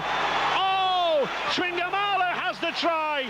He has a grin as wide as the Mersey tunnel, but just 2 tackles gone in this sequence. Wigan looking for more points, and I think looking for the points record. McDermott, he's got pace outside, and there is McDermott. He goes in for the try. Wigan in possession again. Botica trying to side his way through again, trying to go around Alan Bateman. He does. Oh, and he's away down that right-hand side. He's got Phil Clark with him. Back inside to Botica, to Hall. This is magnificent rugby. To Wingamala. Throws off Davis. Still gets his pass out. Martin Afire out wide. Afire himself going for the corner. And Afire, he's over the line. It's a try, says Mr. Cummins. He consults with his touch judges, and Afire is delighted. Oh, and he's missed it. There's shocks around the stadium. People can't believe that Botica has missed one, Steve. He's human, Ray. But there is the final score. Afire jumping in the air. The Wigan fans delighted. And they win the one trophy that has eluded them last season. The Riedel Trophy on its way back to Central Park's trophy cabinet. And Wigan then, as they're accustomed to do, and Sean Edwards going up to receive the Riedel Trophy from Mr. Loughlin of Imperial Tobacco, and Edwards lifting it high as he's accustomed to do. Congratulations, Phil. That went absolutely according to plan, did it? We didn't expect to win by as many points as we did. Having said that, there was some great displays of individual and teamwork today. The tries, were breathtaking at times, even to watch from in close support. What is it when you see that line? You look just about unstoppable. Well, I mean, it's all about being committed and taking your opportunities, and I was very fortunate out there that I had those opportunities to go out there and play the game I wanted to play. Phil was saying it was a bigger win than you really expected. You expect to win by so many points? Not really. I mean, we never went out there to underestimate the opposition. They played well, I think they should be proud. But, take nothing away from the boys. That our guys played very well, and it's a credit to the players. I wouldn't say I was at full pace at the end. I was going to come off because I sort of pulled it a little bit again. But it was worth it to it. I was kind of just organising the team and just trying to pass on a bit of experience, really. I was talking to the doctor before the game, and he said you're a complete professional. He couldn't keep you off. Well, tell him thanks. But I mean, it was a very emphatic victory, wasn't it? Yeah, we played some champagne football in the first half, particularly. We had quite a few tries disallowed, but I don't think Warrington probably helped themselves with the amount of handling errors that they made. But we was there to capitalise on it. And he's telling Kettridge to get out the way. Kettridge looking to get away without conceding a penalty. Hall gets up, plays it to Botica. Here now is Edwards. Edwards scampering through. Good pace from Edwards. Support from Afire. And Afire scores. Afire to Botica. Thought about the kick, I'm sure, with approaching the 6th tackle. And there goes Henry Paul. Wigan surely will have a try. Oh, he's in again! Great work from Henry Paul. Martin Afire twice involved in the build-up. There's the celebration. Martin Afire, 2 tries already. He's on a hat-trick. He's already got a hat-trick or more of tries on 4 occasions this season. He's brought the Central Park crowd to his feet again with a superb penetrating run and gets the ball out to via Twiglamala, and he sets off now down that right-hand side. This is fabulous play from Wigan. There goes Rydlinski. This could be a super score. Sean Edwards across to Cowitt. Oh, what a try from Wigan! Simply magnificent work from Wigan. That really did bring the house down at Central Park. From Castleford, here's Crooks. Oh, Good interception from Twiglamala, read the situation brilliantly. Is he going to score? Well, somebody is. Chris Rudlinski will romp in under the post. Wonderful work from Twiglamala.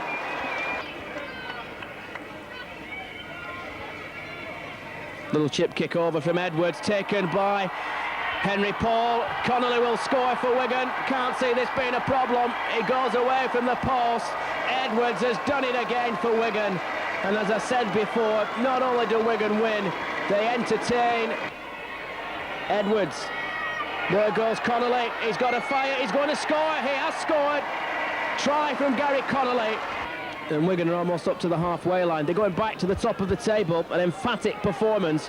A great victory for the Riversiders. And still they throw the ball about to Twiglamala. Still going. Oh, backhanded pass. Great stuff from Wigan. Long ball across to Martin Hall. Hall just pops it up for Cassidy. Cassidy's off in a gap. The fire could be on a hat-trick. It's there, it is! And I think that's the 5th time this season Martin Afire has got 3 tries or more in a game. And he likes the celebration. Fantastic work from Martin Afire. That rounds it off very nicely, thank you. Fabulous performance. And we're right on the hooter. Maybe they won't get the half-century, but they have got 46 and they've got 2 points, which takes them back to the top of the championship table. A little bit too soon, really, in the competition to meet a team like St Helens, isn't it? Well, that's in sport. You have draws, and sometimes big teams can be drawn against each other early. It's happened this time, and we're just going to go ahead and play the game. Twice officiated at Wembley, and 14 seasons in the middle. He got through an awful lot of work this morning, did that referee, pacing up and down the pitch, checking whether it was fit. But all credit to the groundsman, Derek Jones. He's worked hard, his staff have been with pitchforks. And we're underway, Steve. It should be a cracker. It will be a good game, this. 2 top-class teams. The conditions today, both coaches said they'd sooner better conditions than this. But it's a game against 13 against 13, and you're going to see an exciting game of rugby league. Wigan, Botica then to kick off. 15 times the Challenge Cup winners. St Helens, 5 times winners. A unique record at stake for the cup holders, Wigan. They've had narrow escapes in the past. I can remember them almost going out to Halifax a couple of seasons ago. Hull last year, 22-21 they scraped through, but they're still here with that record. Can St Helens take it off them, Terry? Well, I think the conditions and the injuries make it an interesting clash, but I would say they need to be at the very best, and Wigan need to be out of sorts. Just 5 metres short here now. Martin Hall back to Edwards again. Fano Botica inside to Twiglamala. No, it's Twiglamala with some space, and Twiglamala goes in at the corner.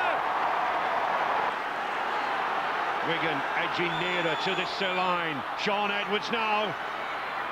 Oh, brings Henry Paul in well now. Paul's good sidestepper. Twiglamala with the power, with the 16.5-stone frame, and with the pass. Back to Hall again. Dennis Betts testing St Helens' defence, and he's in. Dennis Betts dives in there. Paul Aitchison. What we can't discount, Ray, though, is the number of match winners that Wigan have got in their side. And if you think a spark of genius from Twiglamala and a kick from Botica, it can all be over the other side. Robinson does well there too. Trying to launch Twiglamala to Connolly. Connolly's got a fire inside him now, then a fire. He's got the blistering pace to go all the way, this man.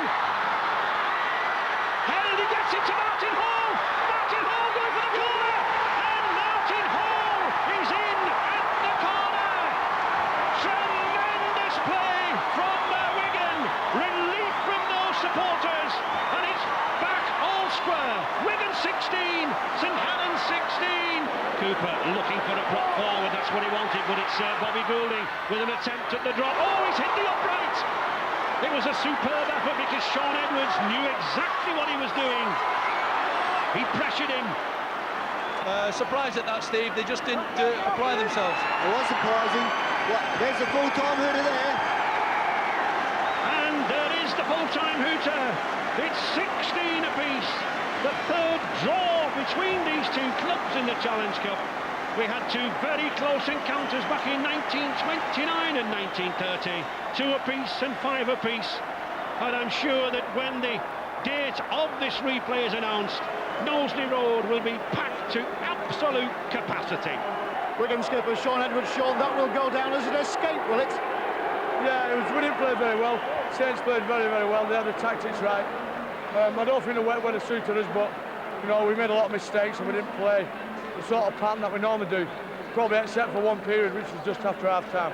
There'll be a lot of people around this ground wondering why there wasn't a drop goal in the last minute or the last 2 seconds. I'm asking the same thing. I was screaming for the ball, but people just kept going on their own, you know what I mean? But that's just shows how disorganised it was today. Thanks, Sean. Tactic there by Jonathan Neal. You can do that when the ball is dropped to the floor. The opposition can heal it. And offside already. And Kelvin Skerritt really getting stuck in here. No need for this. Skerritt was looking for bother straight away. And this really is not the sort of behaviour we want in a cup tie. We had an excellent match on Saturday for 80 minutes. And Kelvin Skerritt having to be restrained there. Bobby Goulding still punching away there in the middle. Well, passions are high, but they shouldn't be so high. Always takes some stopping near that St Helens line. Sean Edwards switching the ball. Oh, he's got space on the outside. And Wigan are in. Yes, the try there from Jason Robinson. Cowie.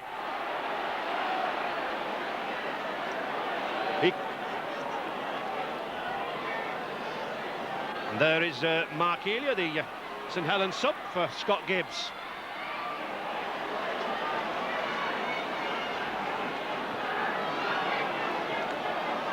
On the 5th tackle, Wigan once again running it. Oh, Kelvin Skerritt, he's got the ball out to Afire.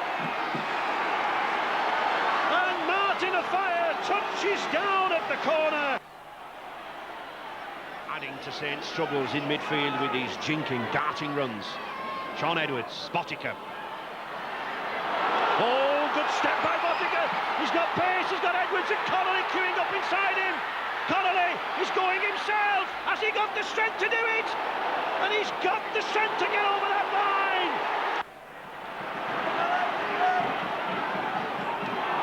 And Robinson again. And cutting clean through. And it's Robinson going all the way, but well taken by Sullivan. Oh, he gets up. He flicks into a fire. And surely Sonny Nicol will never stop him. That was a sensational try. The combination of these two wings absolutely cutting St Helens to pieces in midfield. Still going, still driving towards that line, just short. Having problems getting up to play the ball. Back to Edwards. Oh, I thought there was a little kick on there. Edwards again. Nice pass. And Phil Clark is in. Oh, Sean Edwards, quick thinking there. He put Phil Clark in with ease. It was on the 5th tackle. Edwards was thinking of having a go himself. The speed of the pass. And it's a try. The pace of this game really on a high. Good long pass to Botica. Oh, he's got some space. He's got Aitchison outside him. He's got that man, Martin Afire. And Martin Afire, when he sees the line, he makes no mistakes.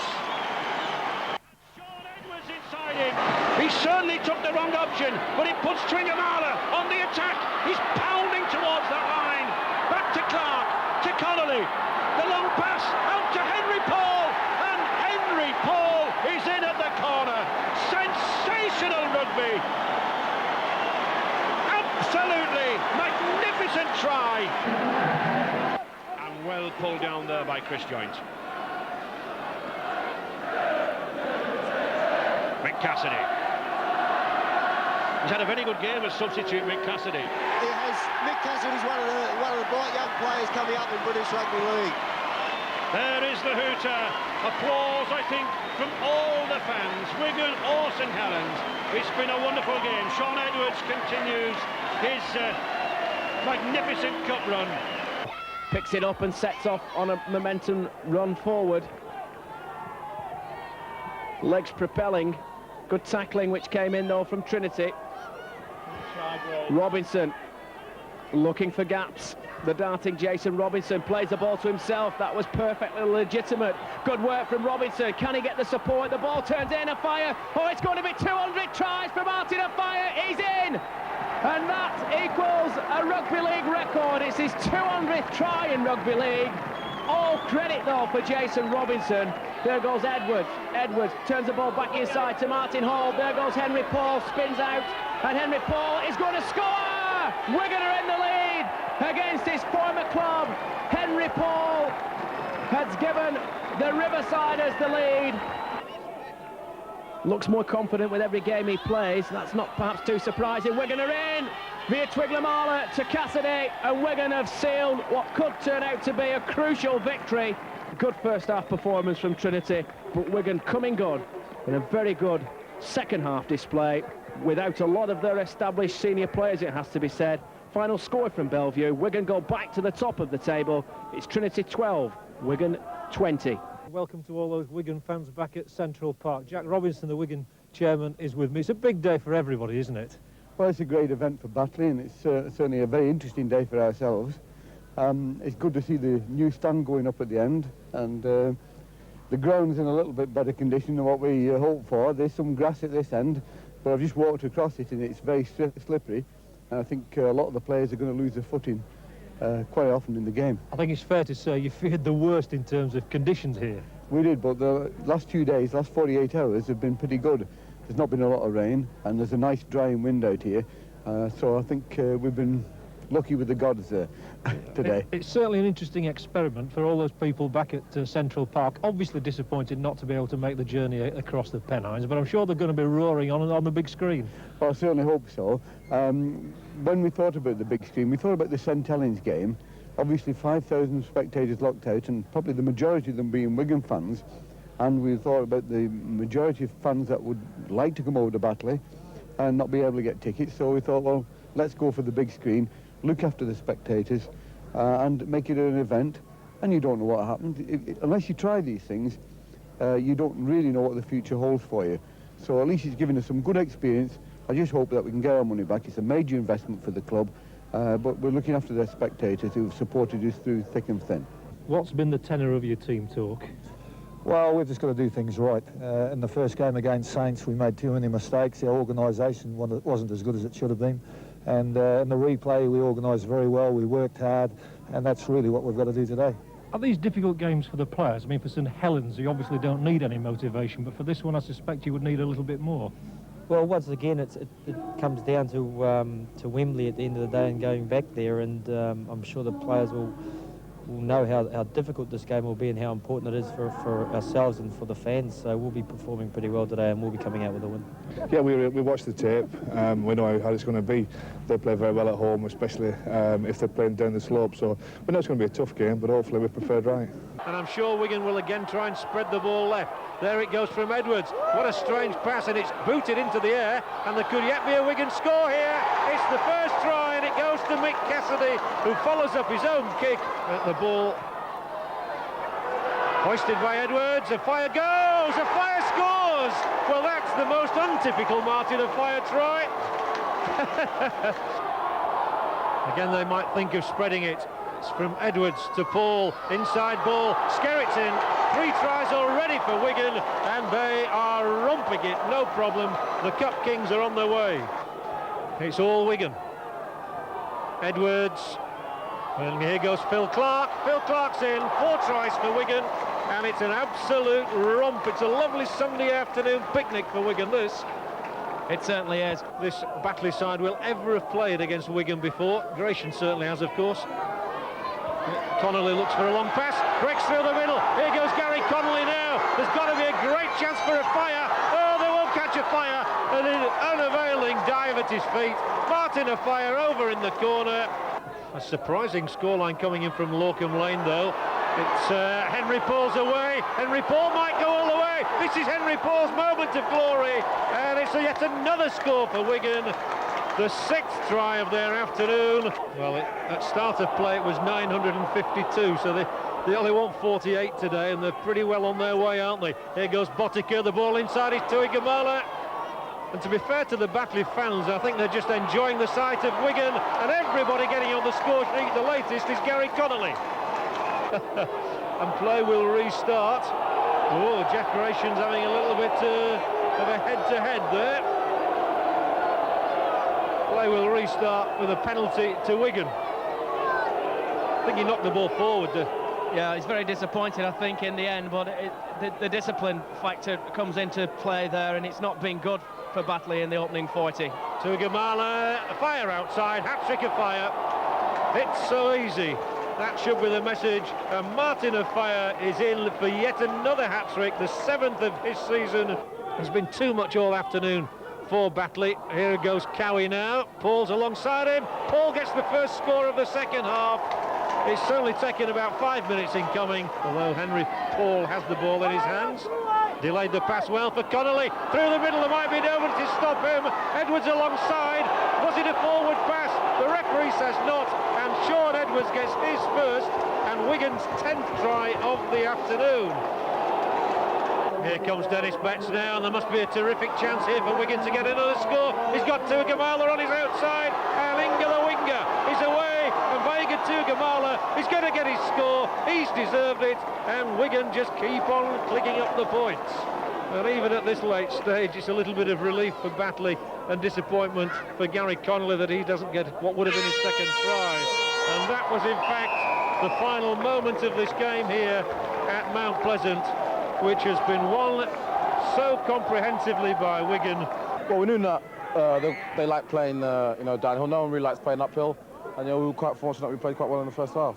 I know you went off in the second half. What's the injury, Martin? It's got a bit of a strain at the top of the leg, and can't take too many chances. I know you can't do anything about the cup draw, but it's going to be made tomorrow night. I suppose you want anybody at Central Park? Yeah, well, you just have to wait and see. It's just nice to play at home. We played away, fortunately we won. Well, Graham, a marvellous performance, I think. Another professional display from Wigan. Oh, we knew we had to come here and play well. Batley play well on their own pitch. We've watched them play on the tapes, and I've watched them playing against St Helens. We knew they were going to play a good game, but I was really pleased with our team performance. Everybody did their job. The forwards took the ball up, the backs played around with it, and our defence was really good. You must have been delighted with the attitude of the players at the start of the game, because they seemed particularly determined. Well, they were. I think they realised that the Saints game at home, we didn't do so well. Then we went back to Saints and played very well, and I think they picked up off that. Steve Holgate nips in at loose forward. On the bench for Workington, Darren Carter and Jonathan Goyley. Here come Wigan with the ball from the scrum. It was for a forward pass, I'm told. Henry Paul across to Connolly. Can Connolly get Martin Afire free? There goes Martin Afire. Martin Afire! Oh, he's going clear from Drummond! Afire's going to score for Wigan! Right under the post and completely out of the blue. Martin Afire gets his 42nd try of the season. Martin Afire. Will he work the run around with Edwards? Edwards is through a gap. Edwards has given the ball. Oh, great score for Cassidy. Edwards, the creator. Cassidy, the scorer. And a big part played in the try, one suspects, from Martin Afire. Robinson to Edwards. Little chip kick forward. Henry Paul is chasing. Henry Paul has scored! Well, a brilliant kick from Edwards. Edwards. This is better from Wigan. What a pass thrown out by Edwards. Wigan are in, no doubt about it. Connolly will slide in at the corner. And what about that for a pass from Sean Edwards? But Wigan have made rapid strides forward as well there. Deep into the Workington half of the field. Phil Clark turns it back to Quinnell. Quinnell's going! Quinnell could score, he's in! Scott Quinnell! It's his first senior try for Wigan. And he's delighted to get it. And so are the Central Park faithful, equally delighted to see him crash over. A typical prop forwards try, you have to say. The chance was set up. He will now Quinnell just lifts it up for Edwards. Thought about the drop goal there, Martin Offiah. Still going, lovely pass. There's Robinson. Robinson's in! Jason Robinson. A lovely try. It's going to be a long, weary trek back to Cumbria for Workington and their supporters. Well, that's probably the sweetest sound that the Workington players have heard all afternoon. Wigan, another comprehensive victory for them here at Central Park. The game effectively over as a contest by the half-time stage, because Wigan were already then in the lead by 22 points to nil. Top-class performance from the Riversiders. They go back to the top of the championship table. Without question, it's a two-horse race now between Wigan and Leeds. Wigan are back in pole position. Another great victory here at Central Park by 38 points to nil.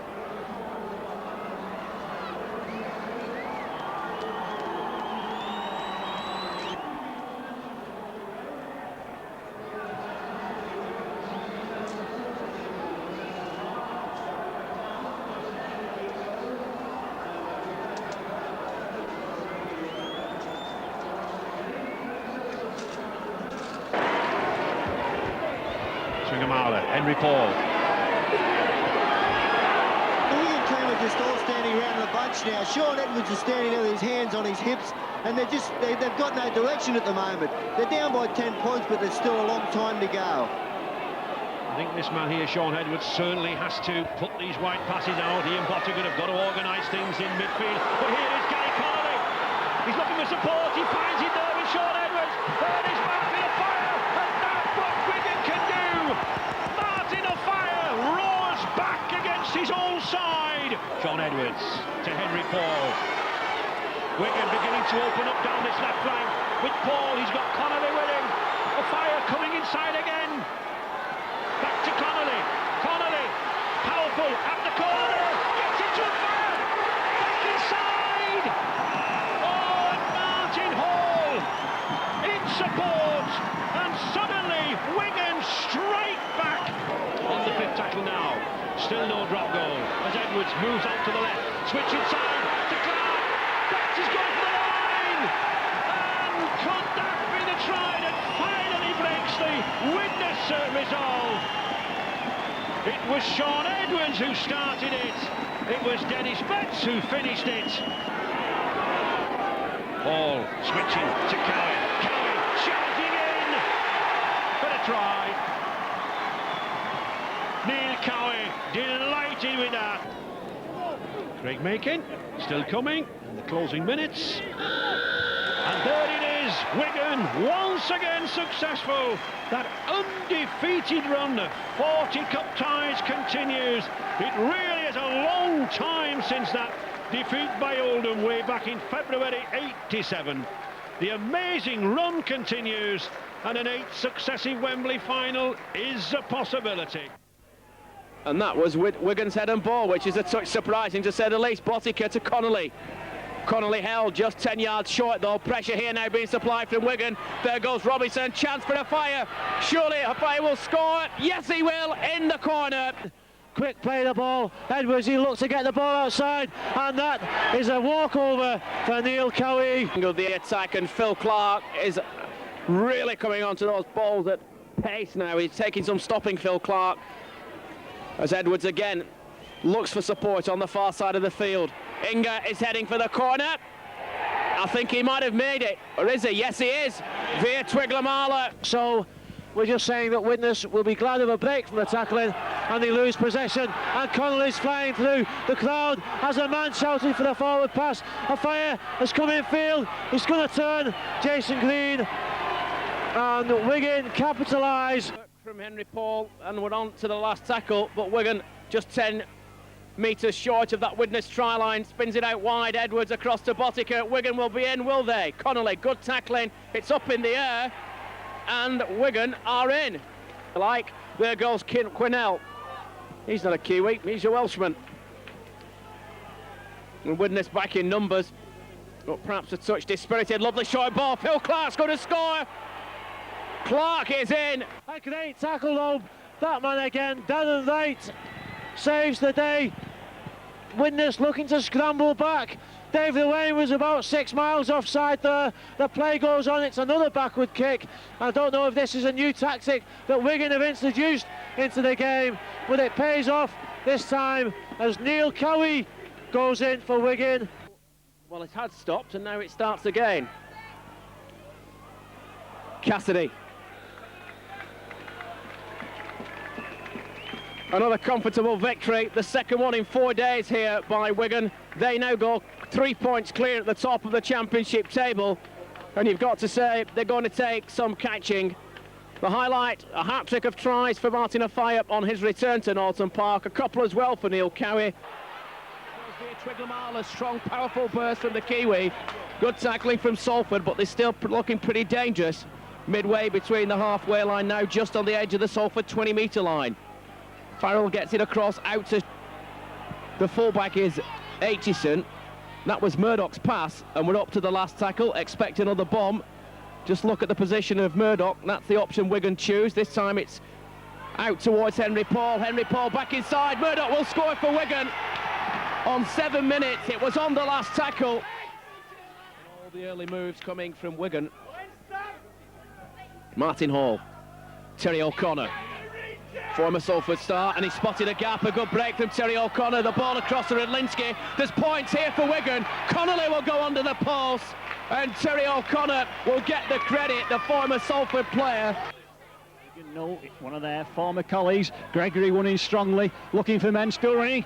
Oh, just dropping the ball, it goes to Connolly, and from nothing, from a Salford attack, it's Connolly who's going to go his own. Brilliant dummy from Connolly to score his second try of the afternoon. Another good penetrating run from Kelvin Skerrett. Wigan just 10 yards now from that Salford try line. Murdoch to Sean Long, the substitute. Henry Paul steps inside, there's danger here, he gets the ball back out to his Kiwi colleague. Viatwiglamala has scored for Wigan, and that should put the game beyond doubt as far as Salford are concerned. Said the referee, and that's another 6. That's a good decision from the referee. It did hit a Salford player. I'm sure he tried to get the possession back. More problems here now for Salford. Wigan piling on the pressure. There goes Sean Long, he's going to score, or somebody will, and it's Paul Aitchison. Spins away from the tackling. Connolly's on a hat-trick. Couldn't get the ball to Murdoch. Last tackle. Murdoch gets it now. Henry Paul turns the attack towards Cassidy. Cassidy steps off his left foot. Cassidy might score. He will score. And it's all so easy for Wigan. There's no problem with that. It's definitely a try. The season one-horse races, no good for rugby league. Sean Long going on his own and drawing the man. Brilliant try. Brilliant rugby league try. With Watson. And there you have it. Wigan, their charge to the title continues in relentless fashion. A very good opening 40 minutes from Wigan, an even better second 40. And Salford have big problems. Their third defeat in a week here at the Willows. Wigan's title charge goes marching on.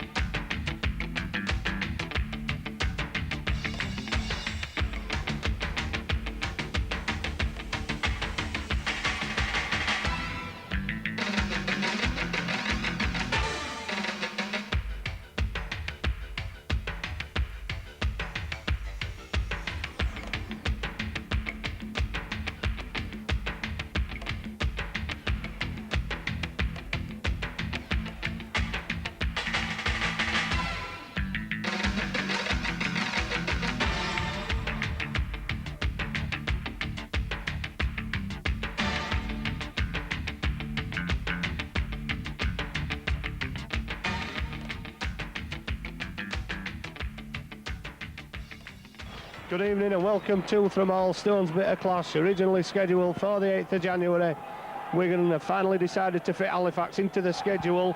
They've had one or two opportunities before but turned them down.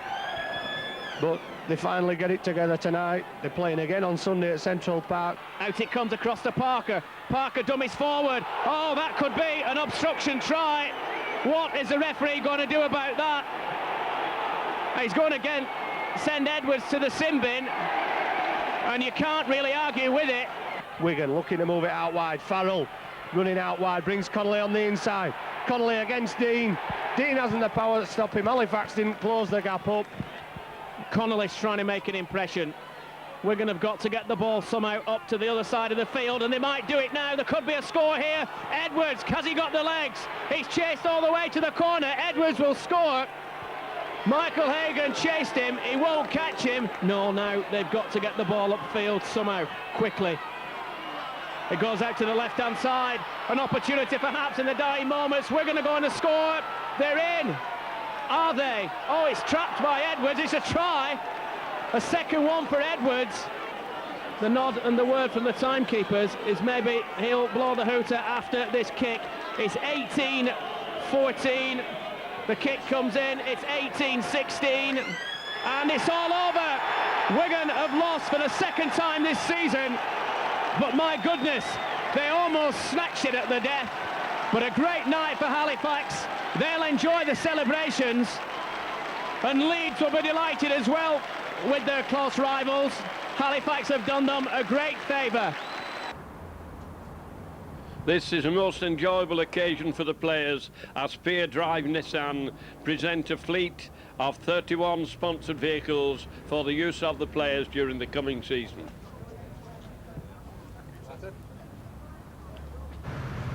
You're just doing it by coincidence? No, you've got one, Tim. Tim, you've got one, mate. What, right? It's a 2 litre. FCX, like. Oh, abs as well. Oh, and he's got a phone. Mr. Akio Sumitomo, the managing director of Nissan Great Britain, hands over the keys to Jack Robinson, the Wigan chairman.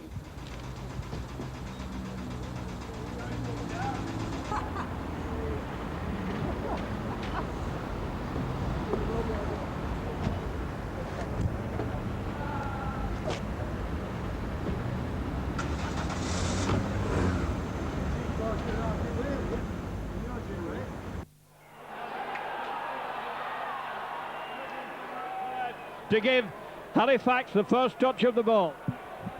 Devotee from the kick-off inside to Jackson. Edwards holding it, puts an overhead kick, Redlinski's there, takes it inside, Wigan going for the line, and they're going to score!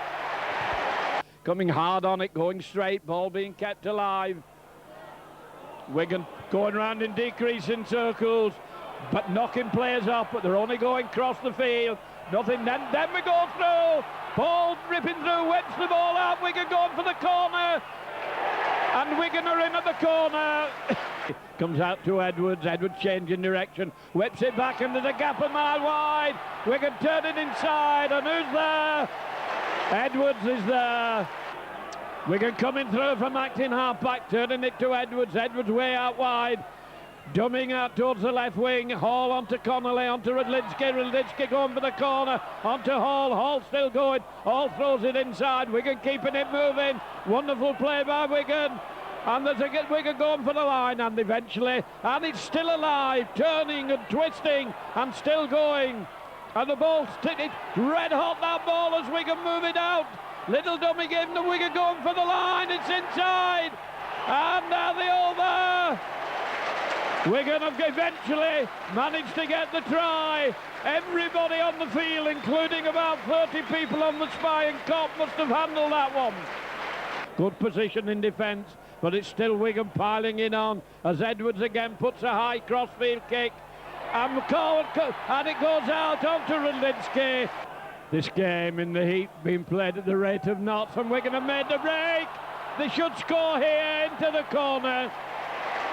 As the ball goes to Edwards, Edwards a long testing path, bounces, Connolly takes it, Connolly making a dart, Connolly going for the line, and a tremendous run by Connolly. Long pass by Edwards, Wigan going through, no problem there, the gap a man wide. Wigan standing still at the moment. They've a big overlap down this wing and the break is on. The support is there and Wigan are going to score. Clark. Wigan holding it. Twiggamala with his fourth. Bangs his way in and that's 54. Shows the dummy, now he gives it to Twiggamala. Twiggamala with acres of space and Radlinski in support on the outside. Coming inside again, Radlinski. Superb run. Out to Edwards. Edwards will go under the post to bring up the 60 point. If they can get up to play the ball, Wigan move it out right and the yard's offside. We can get a penalty. It would have been a try there. Twiggamala went in for a crunching tackle, came off. Second best, the hooter has gone for full time. A complete Wigan, having been beaten by Halifax and well beaten in midweek, have turned the game completely round and have turned on the style and put on the agony as well on Halifax and turn out Wigan well worthy winners by 62 points to 6.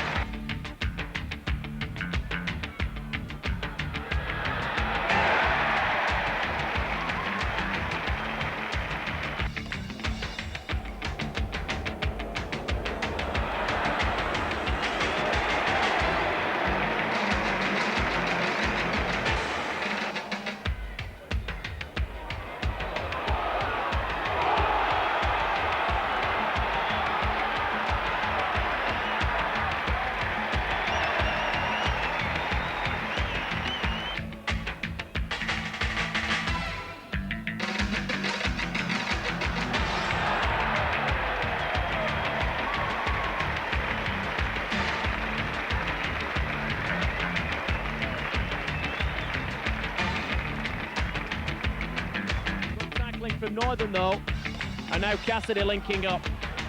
Cassidy charging for the corner. BJ Mather cuts inside. Mather will score. Massive gap. Mather is in and salutes the crowd. Edwards with the little dummy. Edwards with a yard of space. Oh, what an opportunity. Clark will score. An absolute classic try from Wigan. Twiggamala.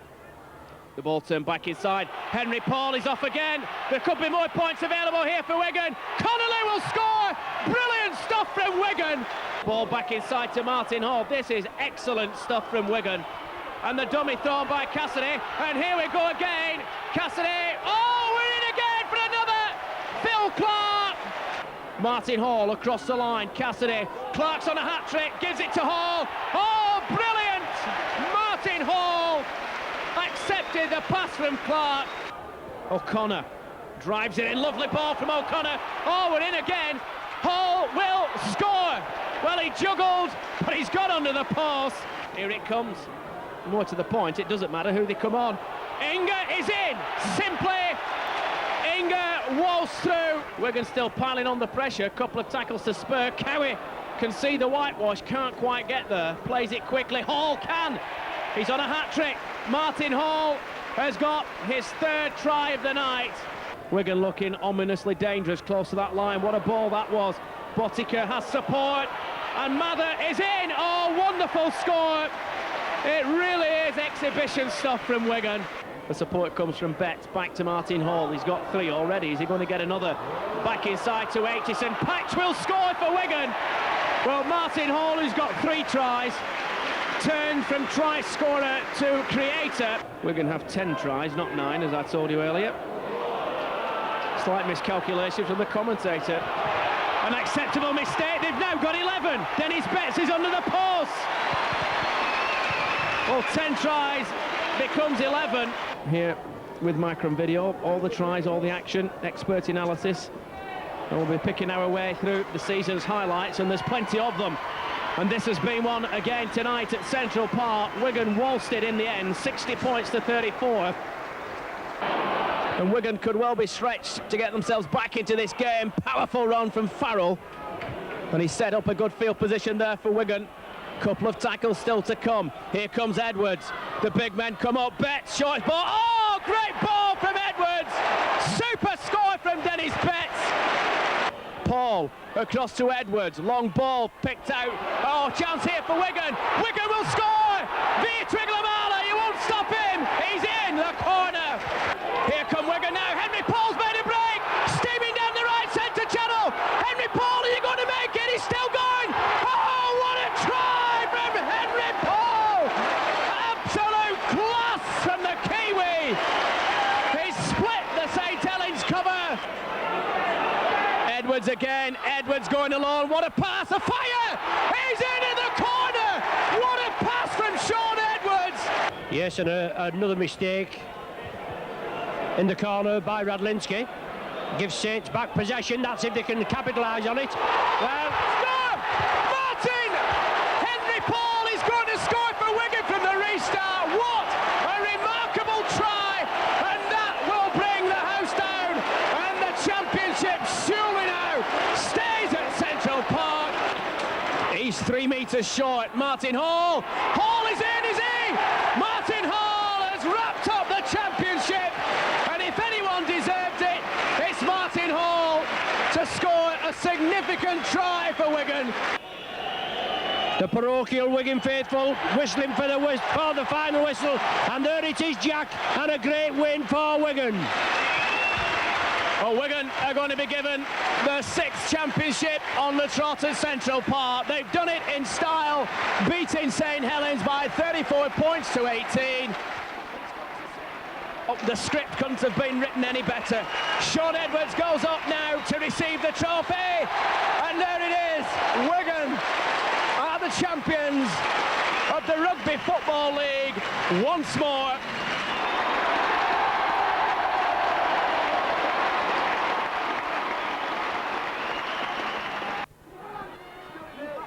Cowie held up. Quick play the ball by Wigan and move it across. A high bomb from Murdoch. Mathers under it. Mathers trying to take the high one. He can't get hold of it. Ball's gone loose and it's picked up by Connolly. Connolly trying to batter his way over. Wrightingham's under the post. Murdoch moving out to the left. A long wide pass out to Botica, and Botica's in. Botica in at the corner.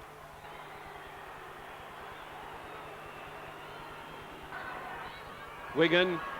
Murdoch gets it out onto Botica. Botica slides through so cleanly. He has bags of support with him. Murdoch on the inside. He dummies Murdoch. He dummies Penny. Gets it on his own and he guides in a tremendous long distance try that.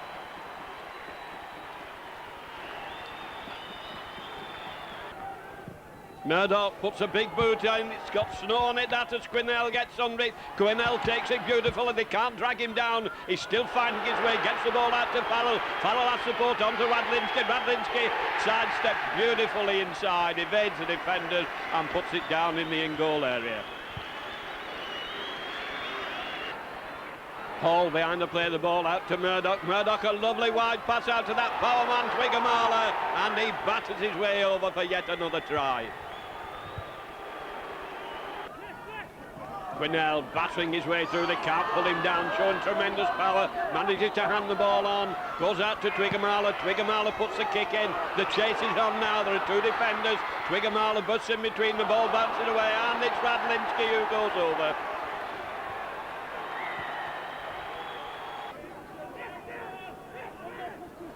Back to Hall. Hall moving it out. It goes on to Connolly. Connolly dancing and jinking and turning and twisting, finishing with great determination. Fine individual try there by Gary Connolly. The final score then, Warrington 0, Wigan 34. Andy Farrell, and if it comes out there could be a try. Well, it didn't come out, did it? Andy Farrell was doing his best, he didn't deliver it. Martin Offiah could still go in, maybe. And Quinnell is in. Scott Quinnell goes in fairly comfortably for Wigan. Out to Via Twiglamala, the ball comes inside to BJ Mather. Mather could score, Mather will score. He's in. And there goes Sean Long on a twisting, jinking, turning run as he spotted a gap. Great run. And he's just a yard shorter, is he? He's in, he's scored. And watch the ball to be spun away to that right-hand side where there isn't a lot of cover. Murdoch times his pass brilliantly to Farrell. If it goes out, and it didn't need to, Farrell's in. Great score from Wigan. There's Mather, takes it and has to take the two-man challenge as well. But still a good field position here for the Riversiders as Murdoch gives the ball to Quinnell. Quinnell charges for the line, he's in. Long one thrown out to Murdoch. Here's Quinnell. Quinnell scoring through a massive gap. Good work from the Welshman. Oh, Quinnell! Quinnell still going! Lovely play, and that's super rugby from Wigan. Brilliant work from Quinnell. Quinnell's on a hat-trick and he's running strong. He started the second half like he ended the first. Oh, he scored! Hat-trick for Scott Quinnell, and that really was a determined dash to the line. This is better from Wigan. They're playing the ball a bit quicker. There goes BJ Mather, and he's broken through two tackles. Martin Offiah is going to score. Forget it, it's K. Sarah. Martin Offiah is going to score. It's his 48th of the season. Good work from Wigan. Still danger here for Hall. Oh, it's a simple try for Murdoch.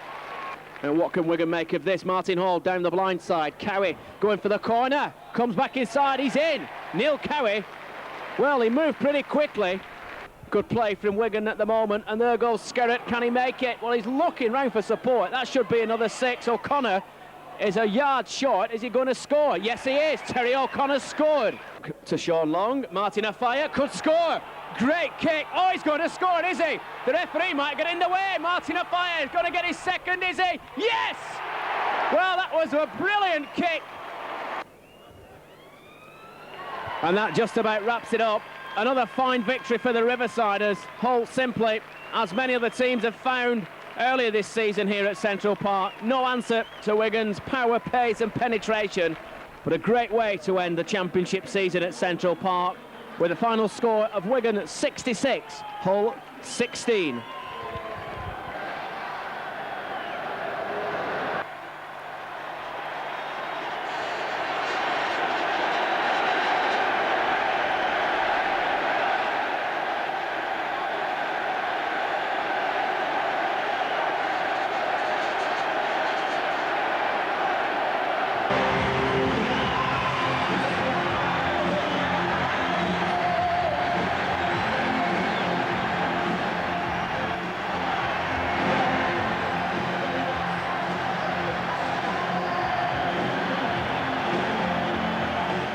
Whether it's your first or 10th visit to Wembley, the fans are nervous, the players are nervous. A wonderful occasion when you tread on that famous turf, when you hear that roar that greets you when you come out of that tunnel. For many players, this long walk can be unnerving. For others, it can be settling. For Arthur Thomas, the president of Wigan, and Mr. Dennis Greenwood, the chairman, a great honour. Alan Tate and Henry Paul, the two full-backs. Gary Connolly, used to the big occasion, as are those Wigan fans. Jim Fallon, in outstanding form, and the man he will mark, Martin Offiah. The Leeds fans and Wigan fans waited since the two semi-final wins over Oldham and Featherstone for the day. Ellery Hanley and His Royal Highness the Duke of Edinburgh waiting to greet the two teams. The Roars greet the kick-off. Holroyd to start.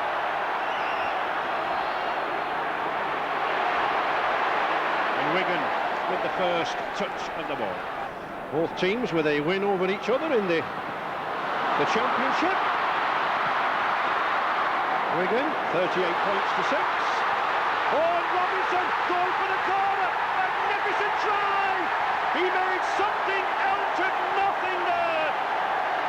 All week there have been doubts over this Wigan wing.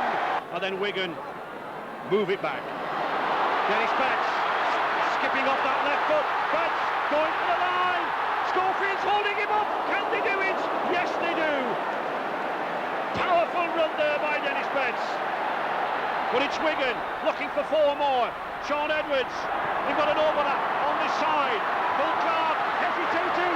Picked up by Henry Paul. And he's in. The spin. The pirouette. And it's the youngsters who are causing the damage.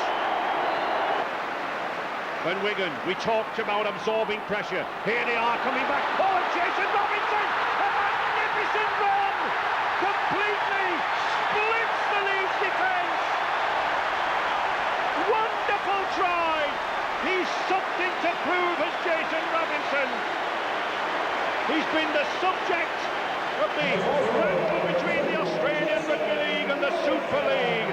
He's been valued at £1 million over the next few years. And isn't he just highlighting that valuation? Good play there by the Leeds fullback, Alan Tate, but the pressure still on. Martin Hall with the dummy! Martin Hall, clever around the rucks. Fooled the Leeds defence. They moved up quickly. The dummy was on. And Martin Hall, former Rochdale Hornets player, was in there, his 12th try of the season, and that's a high number for a hooker. Edwards, Cowie. Good run, Wigan using these forwards in tandem together at the rucks. Now the long passing to Twigamala. Twigamala having to go himself, he's got the power, and he gets in for a try. The 1995 Silk Cup Challenge Cup again has gone to the cup holders. That cup, only 36 inches high, cost £60 back in 1897, but Wigan seem to have it for keeps. They don't want to give it back.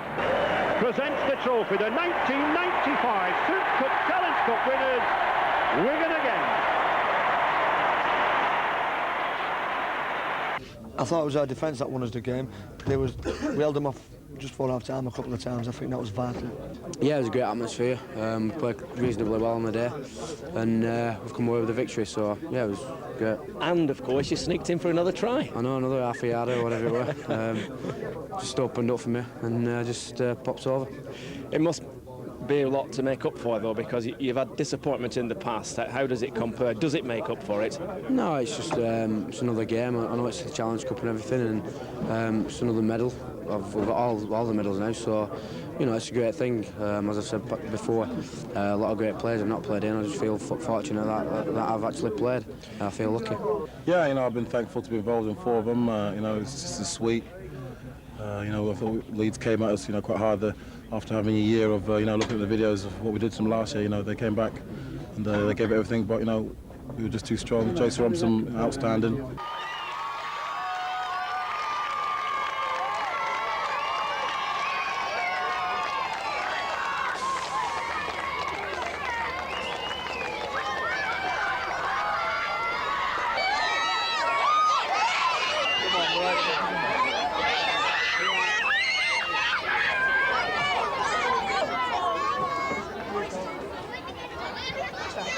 Hey, thank you. Hey. Thank you very much.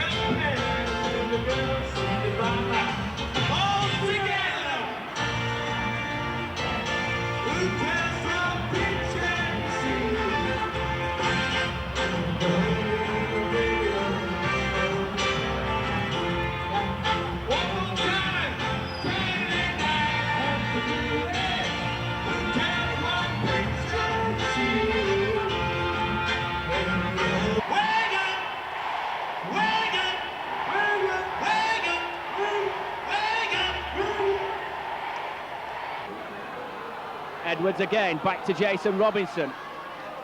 Robinson tackled, sixth tackle signalled by the referee, Dave Campbell. Out it comes to Edwards again, another kick forward. Botica is there, chance for Wigan.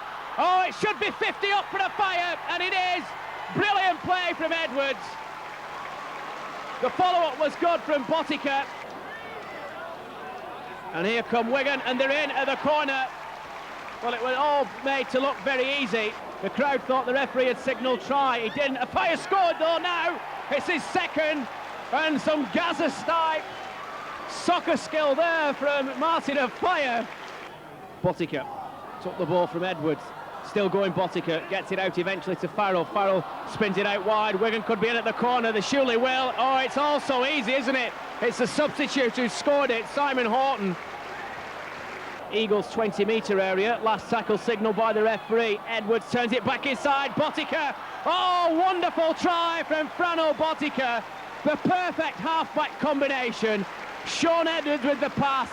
Botica with a steaming run from deep. And there was just no stopping the Kiwi once he got into his stride. And that means now that Botica has a 12 points individual haul in this game.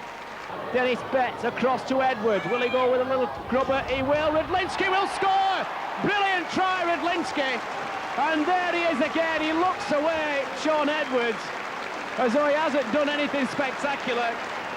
That was magnificently judged once more from Sean Edwards. Rydlinski this time the recipient of the Edwards brilliance. He'll get it now. Cross to Edwards. Edwards has a lot of field. Again, the cross kick comes in. Could be a three for a fire. Oh, brilliant try! Caught it like Peter Shilton and scored in the corner. It's yet another Martin Apaya hat-trick. And yet again, Sean Edwards judged the kick to perfection. They celebrate in style. And why not? Because that was superb from Wigan. Again, a little kick forward. Rydlinski catches it. Oh, he's going to score! And he's done it again! It's unbelievable! Edwards kick, Rydlinski catch. Wigan have 6 more points. Surely the conversion will be a formality. And it makes you wonder just what he's going to do next. He should be handicapped, shouldn't he? Shouldn't be allowed to play for half the game. It's unfair on the opposition. In this form, frankly, they're not, believe you me, they're not going to be the only team to leave Central Park disappointed this season. So Wigan's remarkable run of success continues. They can now look forward to a home game in the semi-final of the Premiership playoffs. 48-16, the latest score. The envy, if you like, of the rest of the rugby league. They certainly know how to win here. And the winger who's playing for Warrington tonight, Mike Forster, well, Mark's got a very envious record indeed. He's experienced 6 wins here at Central Park in the time he's been at Warrington, and he's also scored a few tries as well. Martin Hall spins it out wide. Botica to Edwards, gets the reverse back. Edwards is going to score for Wigan! It all opened up for Sean Edwards! Edwards again, the try scorer. Across it goes to Cowie. Cowie going for the gap. It closed up quickly though. Good tackling from Wyatt. And he's still got the ball away, Neil Cowie. He did well there. Into Botica. And Botica has spotted another gap. There's a 4-pointer here for the Riversiders. Dennis Betts is going to roar underneath the post. Great play. And the referee said play on. Botica again to Edwards. Long one from Edwards. Good ball as well. Henry Paul. Wigan will be in surely. Robinson is a yard out. He's isn't. He's in. Oh, wonderful footwork from Jason Robinson. But it was that man again, Sean Edwards. Martin Hall spins it out wide. Skerrett goes forward. Can he get the ball out? Yes, he can. And there's Betts. Good stuff from Wigan. Simon Horton into his stride. Here come the champions. Edwards kicks it forward. Rydlinski will score. He scored. It's another 4-pointer for Wigan. Wainwright. Good running from the loose forward, but he's given it away to Botica. Botica has set off. Connolly into a gap. Connolly, has he got the legs? He's dropped the ball. Robinson might score. Will it count? On the referee, I think it will. But the referee, Campbell, has pulled play back. and given Warrington a penalty. For offside, apparently. Martin Afire can't believe it. And I think Afire is going in the sin bin. Well, that is very, very unusual. Oh, the crowd like the runs from Robinson. Here's Edwards. Long ball thrown out, well taken by Botica. Botica has a chance. Quinnell, can he step inside? Oh, wonderful try from Wigan. Connolly's got it. 40 points to 14. Mackey goes forward, tackled himself. Interception from Martin Hall. Can Wigan now step on the style? Edwards could score. Will anybody catch him? Don't think so. He's got Robinson there, and Edwards will score in the corner. It's his second try of the game. Will he get the short one back from Botica? Yes, he does. Long one thrown out. Well taken by Skerritt. Skerritt steps inside, gets the ball back out to Connolly. It finally arrives at the feet of Martin Afire. Afire headed. Oh, wonderful score from Martin Afire. He went over there to collect the ball and score the try. And it was well worth waiting for. 53 for the season now for the Great Britain and Wigan winger. And a fitting end to the grand finale of Rugby League here at Central Park this season. That takes him one above, incidentally, Greg Austin. Conversion comes in. It's 50 up for Wigan. What a way to end the season. And Wigan get a standing ovation. It's all over. They'll be cheered off. A fitting end to the last game of the season here at Central Park. Wigan comfortable winners over Warrington by 50 points to 20. And so Phil Clark says goodbye to the English game, as does Dennis Betts. This is a tremendously emotional farewell for these two extremely fine players. And Wigan held 10 metres out, almost in front of the boat. He plays the ball to himself, tries to crash over. Wigan keeping this ball alive. They have a big overlap as they move it across the field, and it goes out, and Wigan can't hang on. Wigan are going to score. Wigan are in for the first try. The field on the 20-metre line. Wigan running it out. Dummy being taken, and Wigan going for the line, and they're going to score. Wigan are going to be over. Second try for Radlinski, goes over again. In the field, they've got a roll that backs the support on the right, and it goes out to the right, and Wigan are going for the line, and Wigan are in again. Well, right from their own line.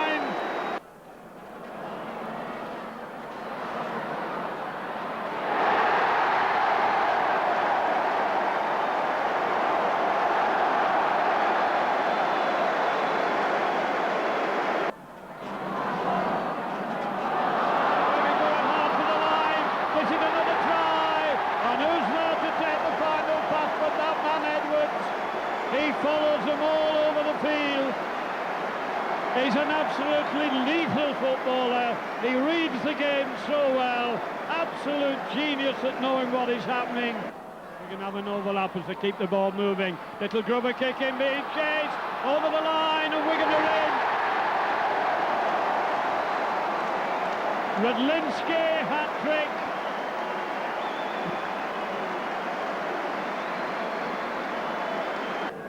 Wigan spreading it out towards the right wing. Young Radlinski's had a great day. Ball turned inside. Wigan going for the line. Can they complete it as this freak over? And Dennis Betts in his last game, forcing his way over. That's an awkward ball as Robinson comes up onto Tate, and Tate's made a mess of it. And Wigan right on the try line, Tate. And this should be an easy try here for Wigan. Edwards again, prompting and probing all the time. And Wigan are through again. Connolly coming onto that pass of Edwards.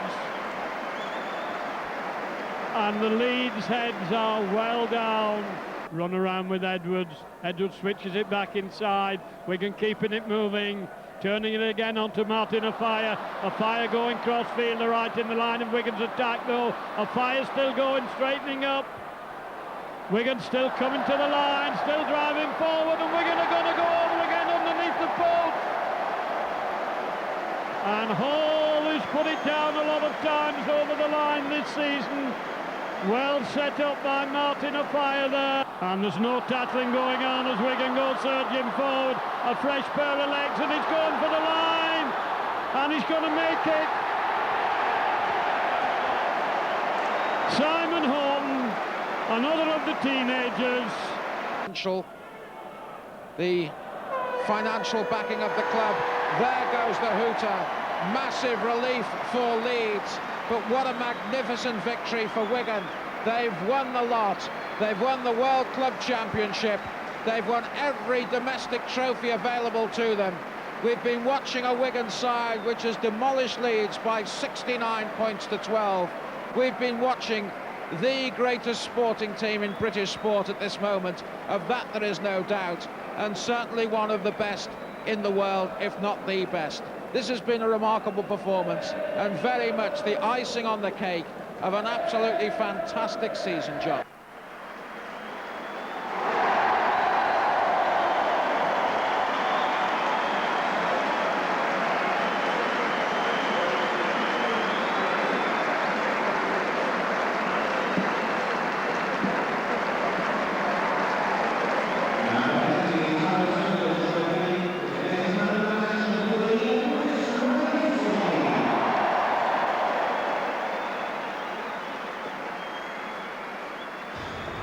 That end was packed with Wigan fans, slightly emotional really. I'm not an emotional type of person, but that was really, it was the last big occasion type thing for Wigan. Do you have any regrets? No, I don't have any regrets, no. I need a new challenge and adventure. It was something that I wanted to do. And yet, I've been very, very lucky to play at such a great club for, during a successful period. And what will you miss most? I think it's my hometown, isn't it? And everybody who travels, wherever they go away from their hometown, misses lots of things, their family and friends, people at the club. I've got some good friends here, and there's a lot of interesting characters play for Wigan, and I'll miss their sense of humour. He can go to Australia and play in a different competition. He's won everything there has been to win here, so I can understand why. Are you leaving just for the money? I need to go to get fresh experiences. If it was based on money, I would have probably stayed at Wigan, but that's not the case. Money's not everything in life, and I needed to go and travel and see the world type thing. Itchy feet. If we wanted to be successful in the Super League, we've always got to just look at things that we're doing and try and do that little bit better.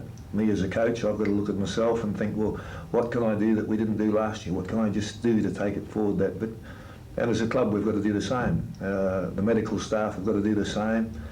And everybody works together and we come out with a successful formula. But rest assured that we're trying to even eclipse what we've done so far. The Super League beckons then. Will anyone manage to mount a serious challenge to Wigan, or will they once again take everything in their stride? Only time will tell, but success at Central Park has become a normal part of everyday life.